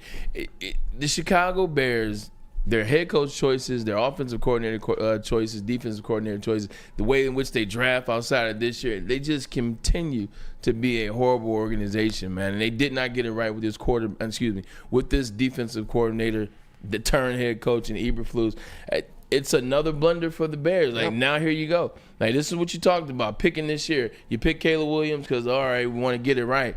It seems like they got it right again, and it starts with the head man. It starts with this front office. But Bray, it all came down to that game. Yeah, that play could have ruined his career. That play could have ruined Caleb Williams' career. One freaking play. And then it happened to be the guy named number 2, the guy that a lot of people said should have went number 1 over him. So he's already having to take that mental into account. And here he is, he's getting the win. Yeah, you're absolutely right. And that can just wreck you. Now you feel like you're playing from behind as a player. You feel like you're coaching from behind as a coach. Like, it doesn't matter what happens this week. A lot of houses going to get cleaned in this offseason yet again in Chicago. Jaden Daniels played great yesterday. Not super, but the Steelers, they keep winning. Called it. They beat Washington 28-27. Guess who scores the winning touchdown? Mike Williams. The man who escaped from New York. He escaped Aaron Rodgers, who Aaron Rodgers threw him under the bus at least 2-3 times. He scores the win. I'm so happy for Mike Williams. Yesterday he was smiling like he was a kid. All week in practice they said he was like a kid in a candy store. He escaped the Jets. Last week when we were picking our 8 free agent moves that happened, or the trade deadline moves, that was the one I picked. I just said it looked like it fit. You got George Pickens working real well. You need a big wide receiver like that. Russell Williams likes to throw those fade routes, good. Those pop-ups. It seemed like a match made in heaven. So shout out to Mike good. Williams. Yeah, he's playing great. You look at his numbers over the last 3 years without context, they're better than Patrick Mahomes. And we said this last week too, but you gotta give Mike Tomlin I can't hell believe of a lot of credit. God bless him. I mean, you gotta give this guy. He was what was they were 3-1, or what were they when they made the switch? 4-2. By the way, Justin Fields won 4 games for the Steelers. Shout out to the Bears. I mean, are you kidding me? It's Absolutely incredible what they're doing. Are they a Super Bowl contender? In the AFC? Why not? Listen to me. No. They can run the football. They can play defense. And Russell Wilson is a guy who is making plays, who is stretching the field. Yeah. And they have a difference maker at head coach. What don't they have? Facts. Hold on. That's hold a on, fact. Hold on. You got. I think you it's better got. than You, Andy you can Reid. take everything with I a think grain it's of better than Andy salt. Reid. I don't know about that. Let me take you down this. I mean, I'm just throwing it out there. They keep winning. Okay, and I'm gonna just throw something out there too. Let's look at these wins that they're piling up. And I know it's the NFL. You got a good win against Washington Commanders with a rookie quarterback that played well. You got a good win. Like, that's a really good win. I got nothing to say. The Giants. The Jets, the Raiders, you lost to the Cowboys. Ooh. The Colts, you lost to the Colts. Oh my God! So when you look at you beat the Chargers are an okay team that's figuring out, and then you beat the Broncos by 7. So when you look at this roster, when you break it down, it's like, yes, I see wins. Yes, I see a good coach. Yes, I see a quarterback that's won the Super Bowl. They ain't beat nobody. And it's they have not beat anybody. That's a good point. Okay. Name me one of those teams that I named that's going to the playoffs. I'm just saying the AFC is weak. I feel you, but they're losing or almost and barely winning is what I'm saying, man. 2 teams that are weak. Okay. Kansas City's barely winning too, and they're undefeated. Yeah, but they got Patrick Mahomes, and that's the only excuse that we're giving them. Because we're saying they're not good, with the exception of they got Andy Reid and I Patrick think he has Mahomes. more interceptions than touchdowns. Put Pittsburgh, all right, if Pittsburgh plays the Lions, what's the score? Well, the Lions I don't are think scoring you do- 30 anyway. Yeah, you can't do that again. Lions Lions are scoring are I'm going down the NFC. Lions What are I'm- destroying anybody. I'm going down. I was going to go down the NFC list. I wasn't going to just use. Never mind. They're Ryan, not that's not your worst take. We'll find out. That's not your worst take, I right? bet on them. They just not. It's a not good my team. worst It's take. not. Here's a team that's playing real good football that no one really talks about, and it's the Bills. Bills win 30-20. It wasn't even that close. They beat the Colts. Colts mailed it in. I mean, Flacco ain't got it no more. Flacco don't have it. I mean, he's okay. He got the juice. Let the kid play. Let Richardson play. Anyway, Chargers win again. 27-17. They cover against the Tennessee Titans. And here's Jim Harbaugh after the game. Jim Harbaugh, folks, Who's better all than he this does guy? is win.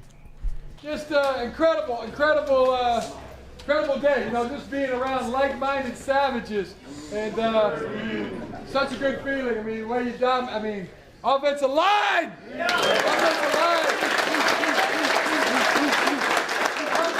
Coming out the ball. Also, give a game ball to Joe Ortiz.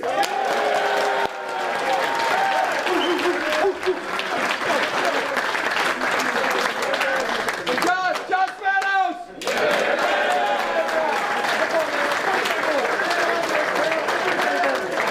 Hey, what we doing? Jim Harbaugh. Hey, give everybody a high five!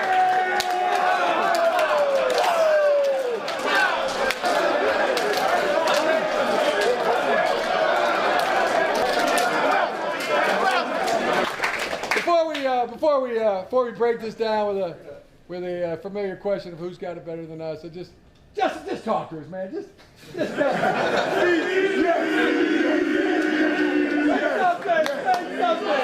something. How do you do it? I've got so much to say and so little time to say it. Great job, everybody.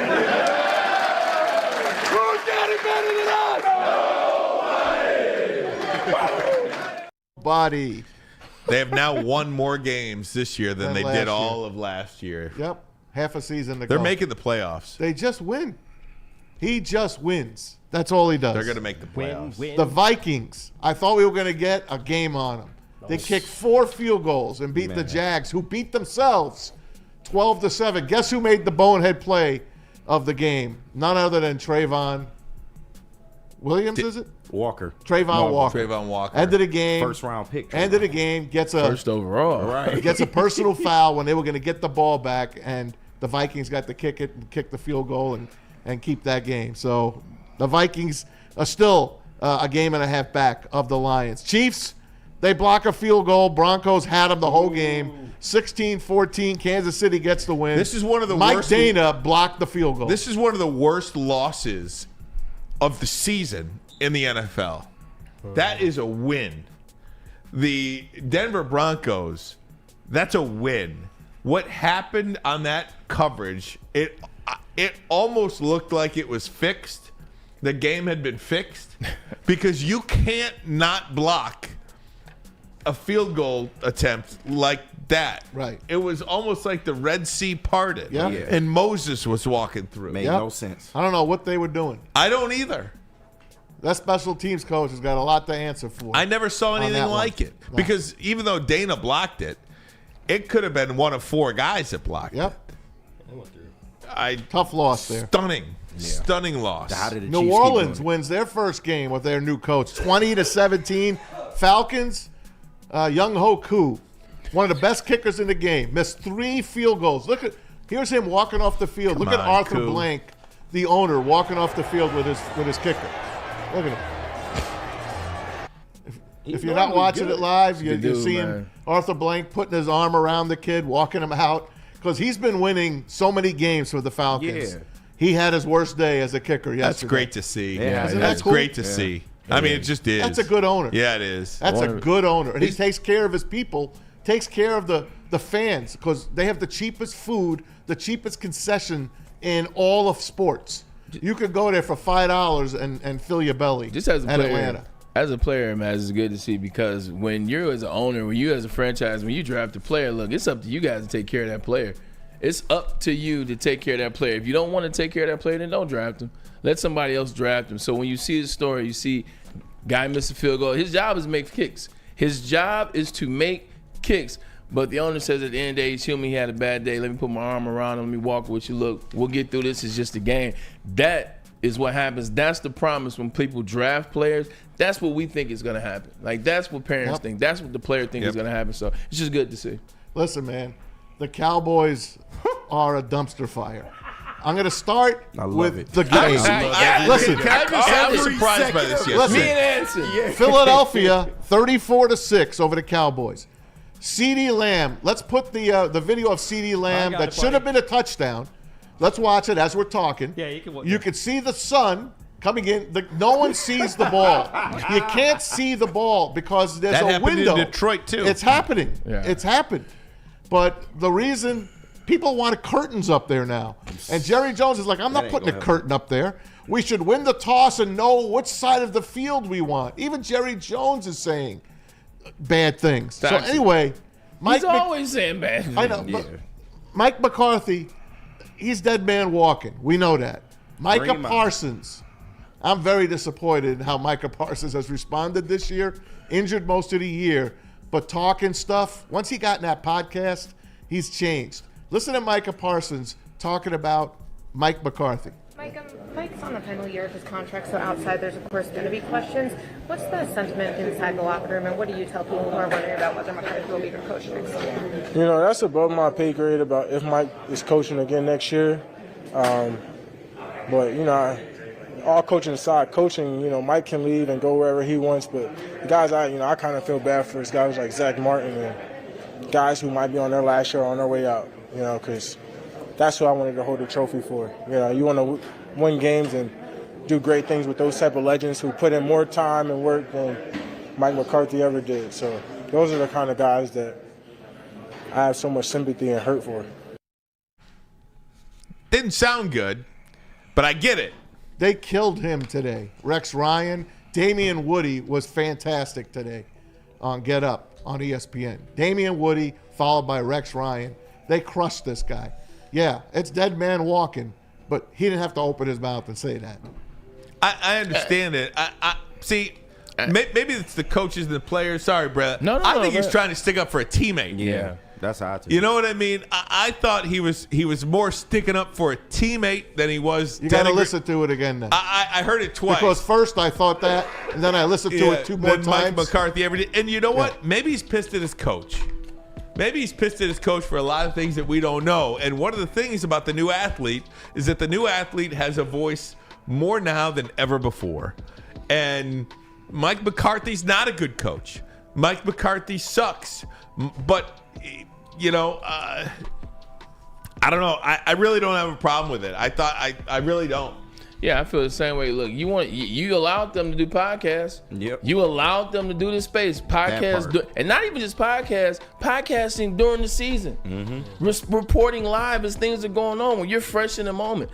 Like, that's where we let you can scrub social, to what Ryan said. You can do all the things that you feel you need to do to get paid or to be seen. That's the world we live in right now. So if we're going to let that happen, then this is par for the course. I think Damian Woody, who's the former team of mine, has been on the show.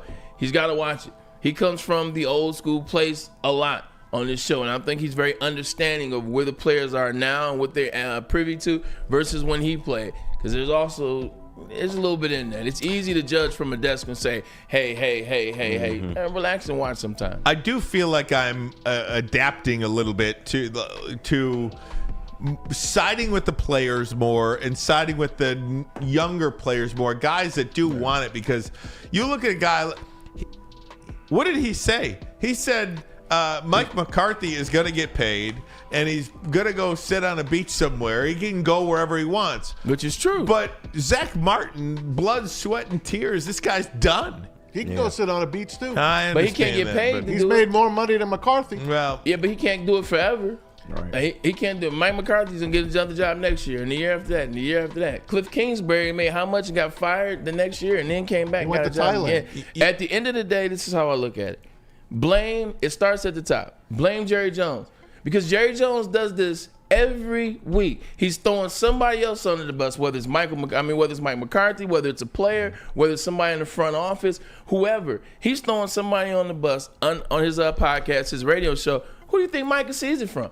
Here's how I look at it. The Dallas Cowboys are a dumpster fire, and that's why you talk like that. Yeah. That's why you don't have any leadership in the organization at all, and that's why you have players sounding off like that. It's pretty simple. Yep, no doubt. Pretty simple. The Jets, any time now, we should hear an explosion coming from the Meadowlands because they are horrible. 31-6.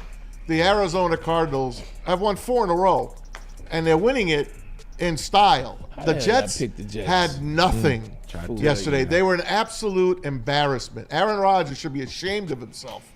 It's a disgrace. Yeah. Over there. And they fire Saleh. Saleh's got to be laughing. Oh, he's in Dearborn right now. They did him a favor. Good, and he's laughing at them. They did Saleh a favor. Saleh's now, he went to Green Bay. Now he's in San Francisco. He's helping out there. And then by all said and done, we know where he'll be. Mm-hmm. He'll be the defensive coordinator down there in Detroit. He'll go against Matt LaFleur. Who cares? It's a hell of a job. Hey, he's laughing right now. Good for him. And the 49ers, this was a really good game. I didn't give it much credit, but it was a good game. Tampa Bay came back again. Did you see Baker Mayfield? He's special. Stiff arm away. What's his name from the Niners? Nick Bosa. As and he was got the running, pass off. and he got the pass off. They completed it, and they tied a game, and they lost again at the end. That's 3 times they've lost on walk-off field goals this year. You know who might unfortunately be a casualty this year? Bowles. Todd Bowles. If I'm Ben Johnson, that's the situation I'm eyeballing. Mm-hmm. Okay.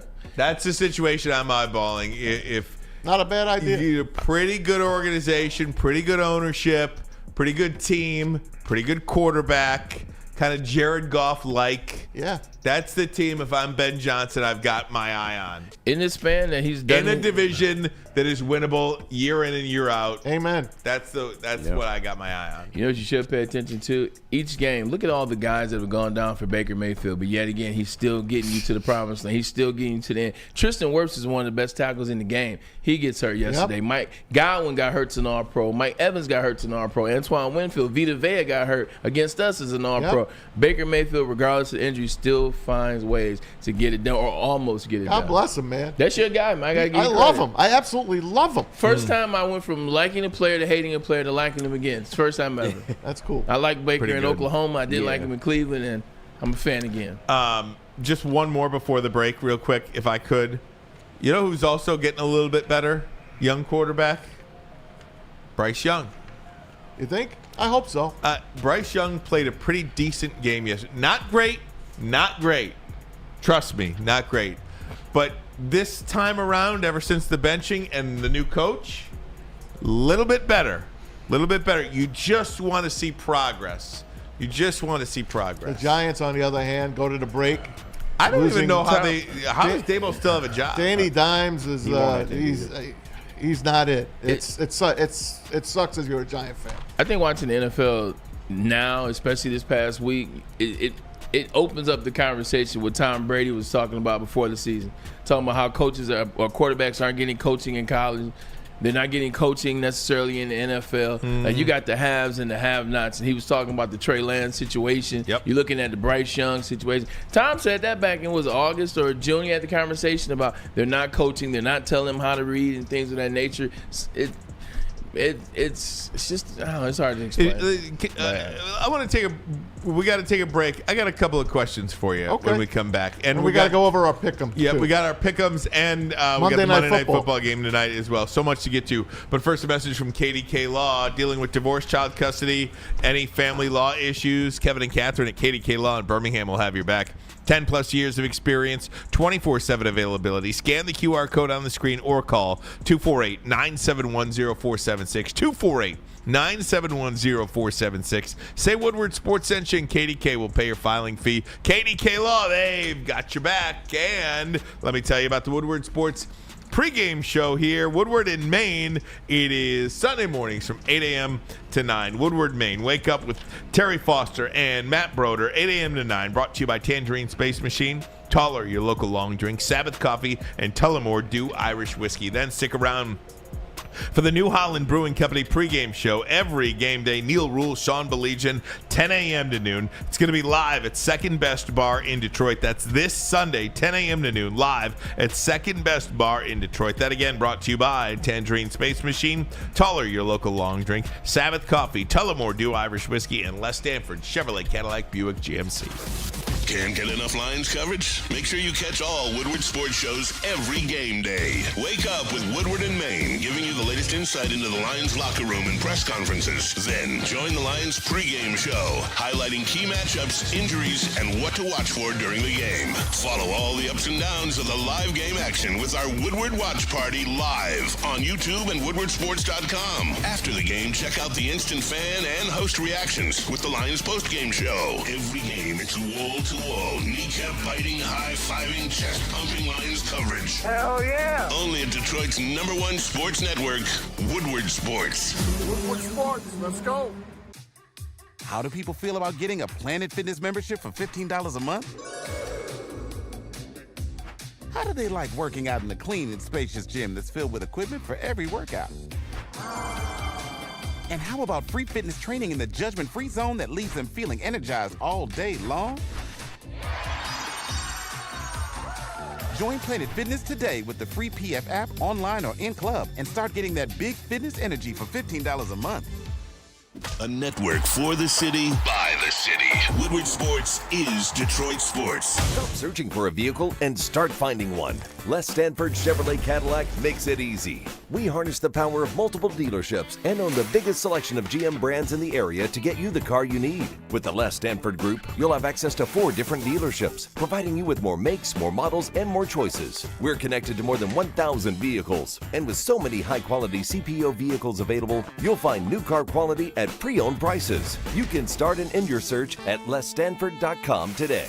The most talked about Detroit media by other Detroit media, and we love it. It's the Woodward Sports Network.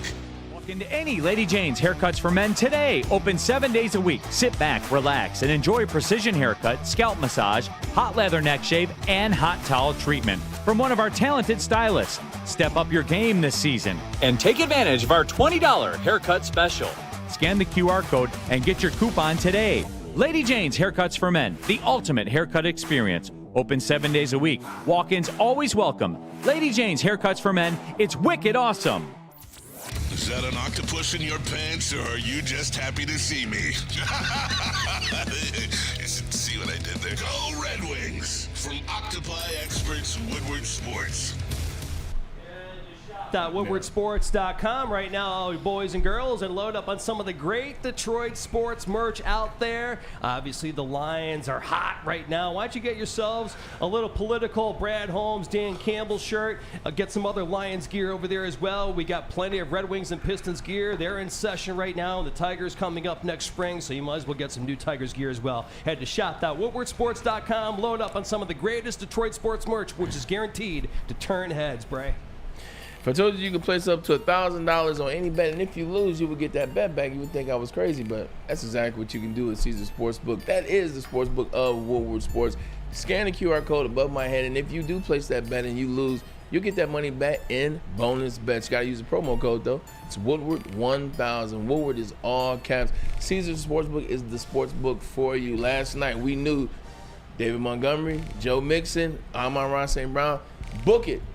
If you come here, you scan that QR code, let's get you in the game with Caesars Sportsbook. Hey, Pete, I have one more break, right? I'm having one more. Yeah, one more. Brain fart or whatever. Right. One more, my friend. That's all right. Just quick question for you guys. Jacksonville Jaguars have the worst record in the NFL right now, 2-8, and they are worse with all the tiebreakers. Giants are number 1, though.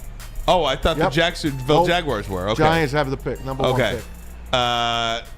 Either way, I was going to say, would Jacksonville ever think about drafting another quarterback? Drafting a quarterback?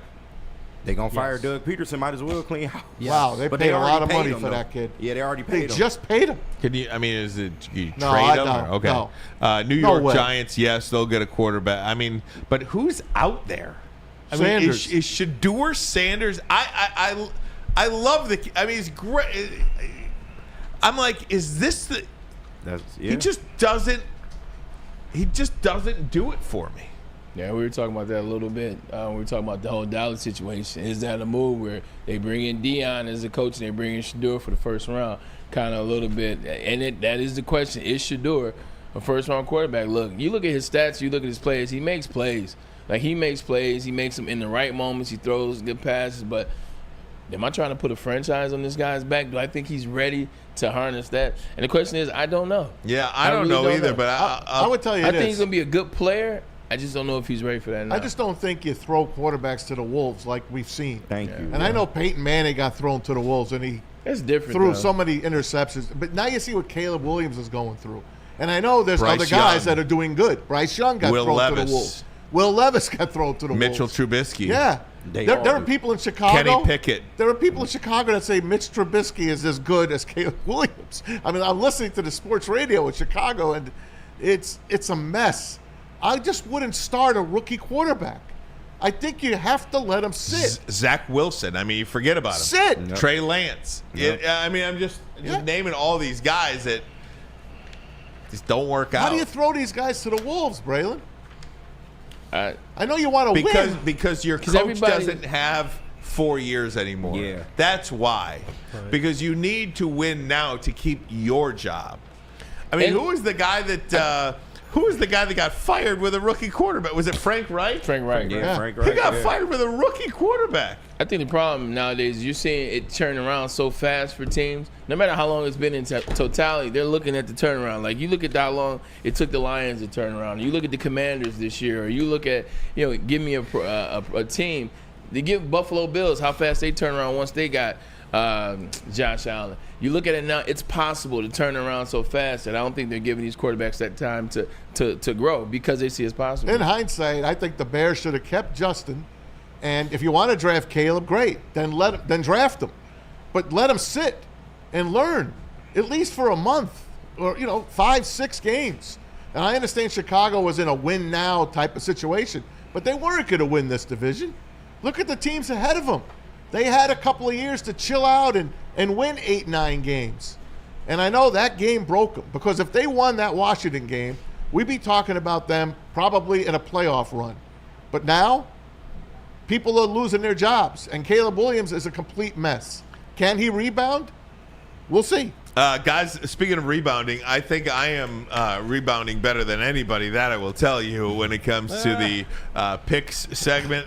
After a 5-3 week, which is, by the way, a winning week, I am now, ladies and gentlemen, back to 500.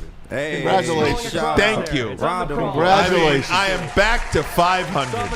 34-34. Good job. KG 4-4, but is a set. KG, if you were 47-21 in real life gambling, can I just tell you, you would be considered a pro. Yeah. You would, like, the pros don't go You'd be 47. Kenny the Greek. Well, if y'all want The to pros feed money don't go to my fund, let me 47 know. and 21. Hey, if you want to feed money to the fund, let me know. We can all eat. Maz is had a 5-3 week, 42-26, 16 games above the Mendoza line. Braylon is a winning week again, 5-3, 6 games above 500. That's all I do is win, man. 37-31. I get no respect around here. And then Pete Spivak, a winning week, but 32-36. Oh, I'm coming back. Don't worry about bringing up the rear as well. I had my worst week. Now listen, if you would have counted Thursday night's game, that would have been another win for me, because I told you the Bengals were going to win that game, and they should have.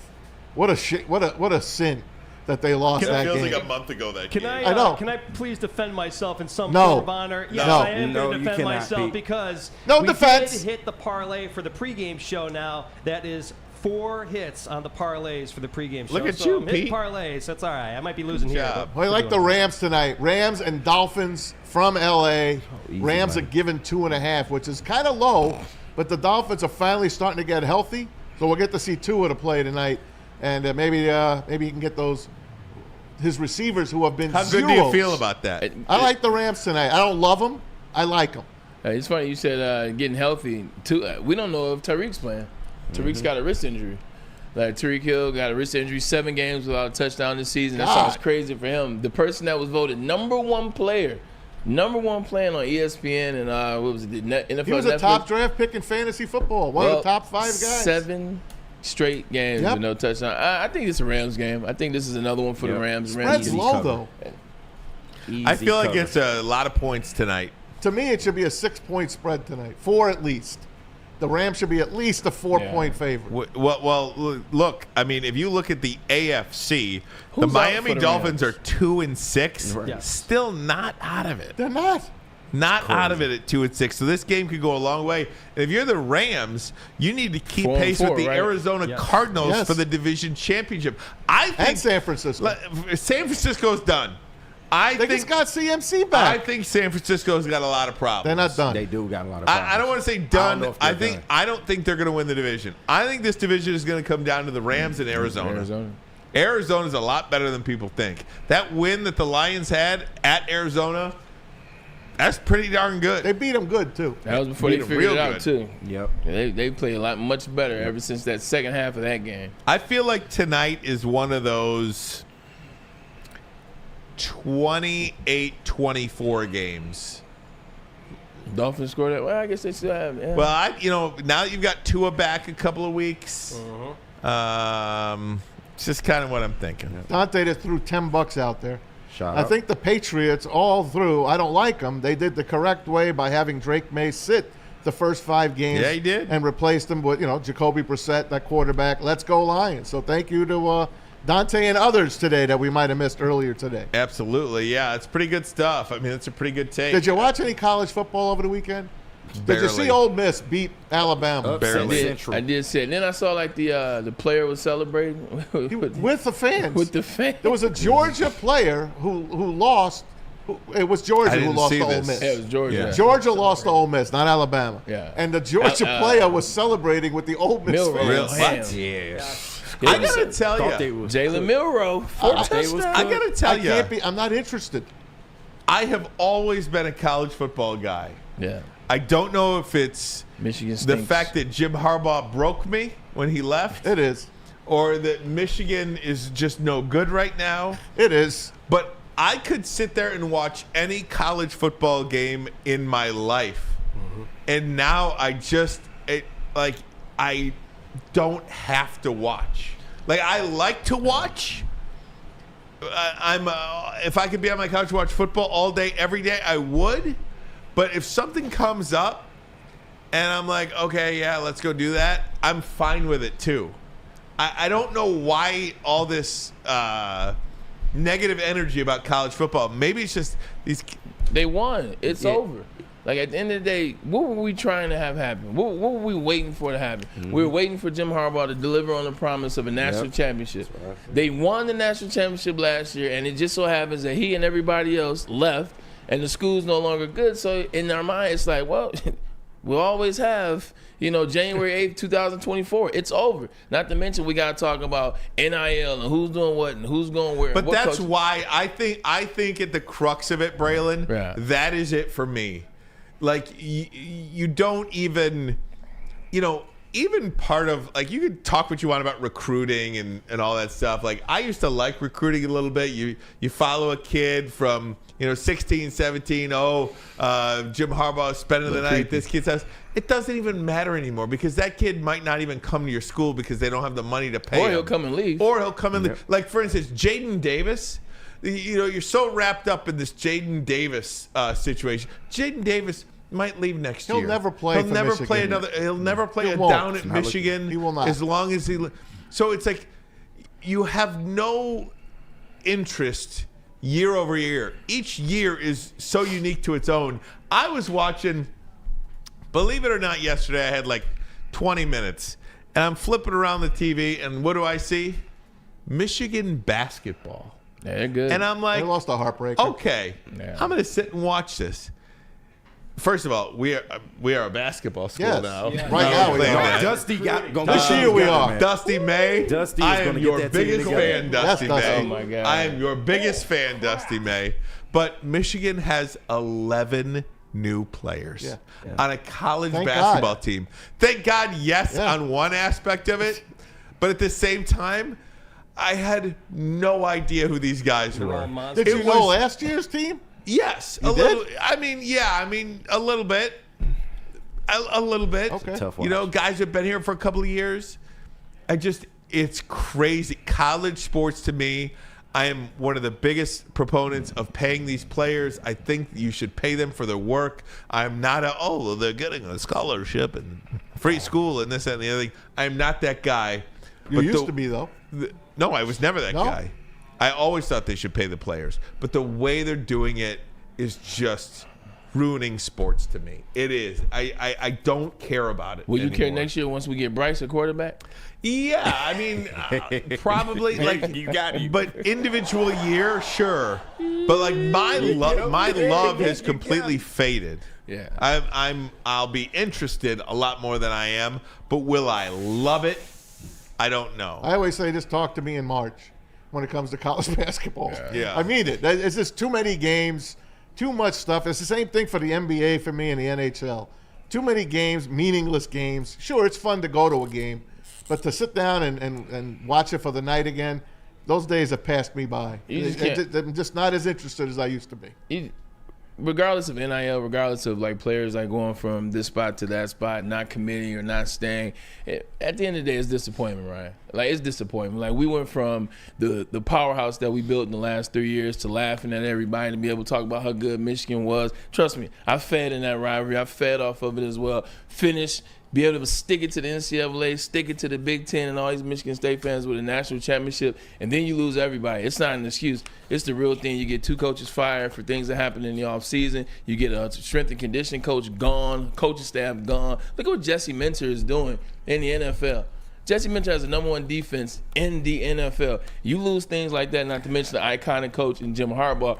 It's disappointment. Like, how did we allow ourselves, whoever you want to blame it on, Michigan as a whole is the problem. We're disappointed, and that disappointment makes us the hell with everything else. I get that part of it. But if you look at college football too, I mean, Saban got run out. Kirby Smart, Georgia teams aren't what they are. Dabo Swinney, his teams aren't what they are. There's nobody good. What's Kirby Smart's excuse? These kids. Honestly, he's got them all. He's got them going to Georgia. What else do you need? They're just so spread. Carson Beck is But there's kids going other places now getting paid. That's true. The other school pays now Texas too. A&M, Texas, but I think when you don't have Alabama to shoot for, when you don't have a Georgia to shoot for, when you don't have a Michigan to shoot for, you a very mediocre league. College football is a very mediocre league. You saw the number 4 team lose. You saw the number 5. Was it Miami lost this week? Yeah, and Georgia Tech. And somebody else lost 2 top 5. Georgia Georgia Tech. lost and Miami lost. It's like I don't know. How about 4 of the top 5 teams in the country are from the Big Ten? Problem is, you hit the nail on it. The problem is, what did we talk about earlier when we talked about the Detroit Lions? What are they? They are the best in the NFL. They're a team. Yeah. They're an actual team. College sports, you don't have a team anymore. Nobody's going That's it. When you're in Georgia, like the Georgia players aren't thinking about they got to be Bama because of the rivalry and because it's good for the SEC and the story about Georgia. These kids, they don't care. How am I getting paid? Like, are you sending it through my Venmo, cat? Like, what are you doing? Is you sending me a check? Like, you putting it in the bank? Like, it's an individualistic sport now. You don't have any teams. It's no way in hell you should get all these losses. Like, you look at the top 10 right now. Yeah. It's a joke. You don't know who's what. Do you think Indiana's the number 5 team in the country? No. They don't show me Michigan anything. 15 or it's 15 No, or 20. They're going to get bounced in the first round. Michigan, look, you can't play football without a quarterback. No. How that quarterback, Davis Warren, throws a 4th and 10 past 5 yards, I'll never understand. My kid doesn't know anything about sports. He wants to go to the movies. And I'll tell you, my little Luke would tell you that you can't throw a pass. Well, he probably wouldn't. Lukey. But Lukey might tell you can't throw a 5-yard pass on a 4th and 10. Yeah. It cannot happen.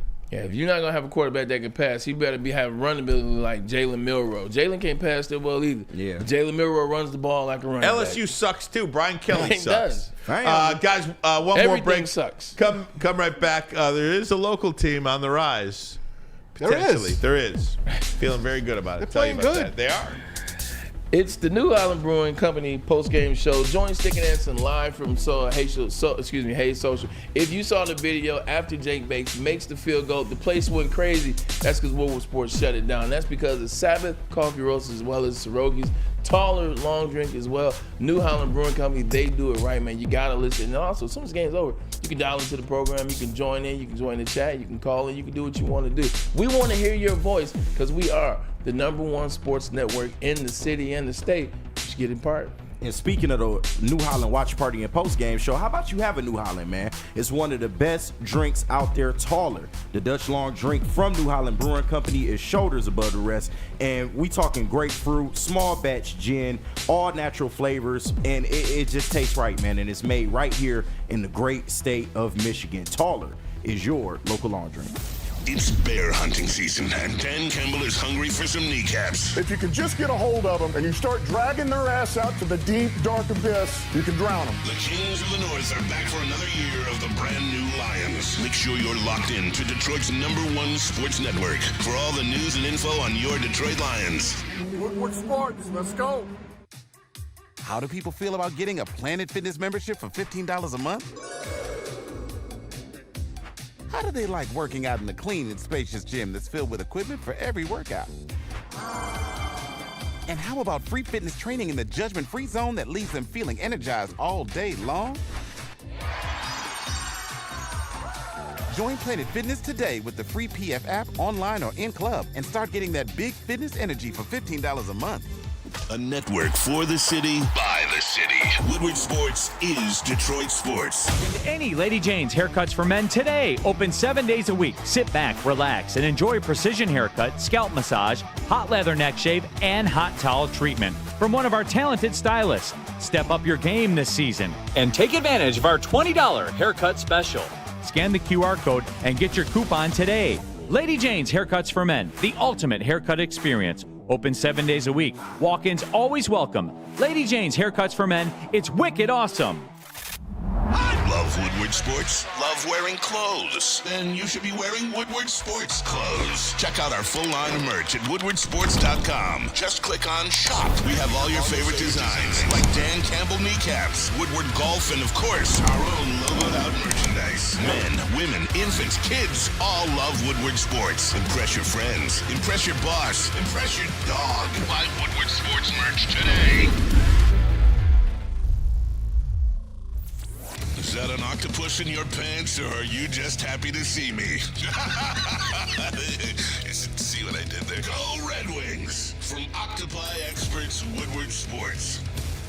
If you want to know where the best Lions pregame party is going to be on Sunday, November 17th, that's this Sunday, guess where? You can join us at Detroit's very own second best bar, located at 42 Watson Street, for the ultimate fan experience. Enjoy some smooth Tullamore Dew Irish whiskey while catching the Woodward Sports Lions pregame show, the best Lions pregame show in all of Detroit and better than the flagship. Only at the second best bar. Come get some. Hey guys, I just wanted to make mention before we get out of here today that the Detroit Pistons, they lost a game yesterday, 101-99, but they are interesting, man. Yeah. They play hard. Yeah. They're a competitive team, and Cade Cunningham had another triple-double. Mm-hmm. 3 in a row. They're getting Asar Thompson back. He is back in the mix.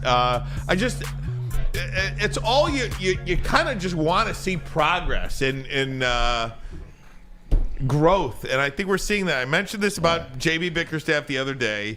He is to the Detroit Pistons what Dan Campbell was to the Detroit Lions. Like when I watch the Pistons now, he's a culture guy. Yeah. Last year, the Pistons would be in games. Like Pistons would be in games. You're watching. The Pistons will win games. The Pistons will be winning games in the fourth quarter. And then when you get to the 8-minute mark, these teams, they flip the switch. Right. And the Pistons couldn't compete. It's a little bit different this year. Yeah. They're not closing the games, but they're really in these games. I believe they're in these games. Like now, They just got to figure out the nuances of finishing these games out. Now they got to figure out how to win games. Before, teams weren't trying with the Pistons, and that's how they were able to maintain that pace. Now, teams are really trying to beat the Pistons, and they're pulling it together because the Pistons are an inexperienced team as it relates to winning. But they are really in these games. J.B. Bickerstaff has these guys believing in themselves. And Cade Cunningham, I'm sorry, he's becoming one of those ones. If you watch the buzz on social media about him, whether it's NBA players or whether it's execs or whether it's coaches, they all know that this guy has tremendous talent. Really looks like this team, they chose the right player in 2021. No doubt. 3 games in a row that they lost 2 out of 3, and it was a 1-point or a 2-point game. I mean, that's exciting basketball, and you could win those games, and you start winning more than you lose on those type of games, and you'll find yourself in the mix for a play-in. You might find yourself in the mix for a play-in game before you think that they were going to do it. And they play the Heat tomorrow. I'm going to go to that game. By the way, the discrepancy or the disparity between the Eastern Conference and Western Conference is staggering. It's only 2 teams above 500 in the East right now. Only 2. It's the Cleveland Cavaliers at 11-0. Yep. Boston Celtics are 9-2. Every other team in the Eastern Conference is 500 or under. Yeah. Wow. Did you see what happened to Chet Holmgren? That third, he landed on his side. He busted his hip, something with his hip. He's going to be out 8 weeks at least. Yeah. Really? But that was one of the things you were scared of. Obviously, we didn't have a chance to draft Chet. I wanted Chet, but you were scared because of the size in terms of being very But I like thin. the kid. Yeah, he can play. Last thing I want to mention, did you guys see this Tiger situation from today? I did. Evan Petzold, Tigers beat writer for the Freep, I think he is, Yes. said that the Detroit Tigers contract offer to Tarek Skubal, quote, wasn't a competitive offer. Oh, come on. They're trying to cheap him out. That's not a good way to start with Scott Boras. That's not a good way to start. And it just goes back to what do the Detroit Lions do? They take care of their players. Yeah. What do the Cincinnati Bengals do? Take care of the Not. What are the Lions doing now? What are the Cincinnati Bengals doing now? Opposites. Opposite. It's just disgusting. It is what it is, man. But the Tigers, not a good start to the winter. Let's put it that way. And then you hear Scott Harris say, we're not going to bring in players that are going to overshadow the players that got us to the playoffs. Like you said, making the playoffs might have been the worst thing that ever happened to this little team. Now you're arrogant. You're thinking it was because of us. This is what we did. We created this. Now you stick You better it to go you. out and get some people, man. Still yet to be seen. You better. You need a bat, man. You need a serious bat. First base, third base. I don't care where you put him, but he needs to be bringing in 40 home runs. It needs to be felt. Needs to be physical at the plate. Lions 14-point favorites over the Jags on Sunday. They covered against the Titans. 14. They should cover against the Jags easily. Lions 8-2 against the spread in the last 10 games. And it was only a half-point loss, Pete. Yeah, but that half-point. There you go. Bray, you know that? Thanks, it was Bray. only a half-point loss? Half point. It's a big difference. Hey, who was the only guy that took the Texans on Friday? You? With the hook. Right? With the hook. Did you take him? Yeah, don't you remember? I was the only guy. I don't remember. I took Pittsburgh. 3.5. You did. That was a half-point, too. There you go. 3.5. I got the hook. All right, Bray, get us out of here, buddy. Hey, look, bets are in. Who you taking for tonight? You got let's close. Man, I got the Rams. I got to take the Rams if I had to. Everybody's Rams. I like points. In this one. I'm taking the Dolphins. I think the over is 49. That's what I would do. Well, you heard the boys here. We're Dolphins taking all the day. Rams tonight. You can too at Caesars Sportsbook. You see it, you know it. Fouls, I've already told you. Appreciate you guys for tuning in, man. This is Detroit Lions Central Radio over here. We'll get back to you tomorrow. We'll get some more about Zadarius Smith taking on his first game as a Detroit Lion. We'll get to you. Appreciate you for tuning in to Woodward Sports Network. This is Ermanni Networks with Maz, and we will see you. Appreciate you, P, as well as KG. Mañana. Good work today, fellas. Love you guys.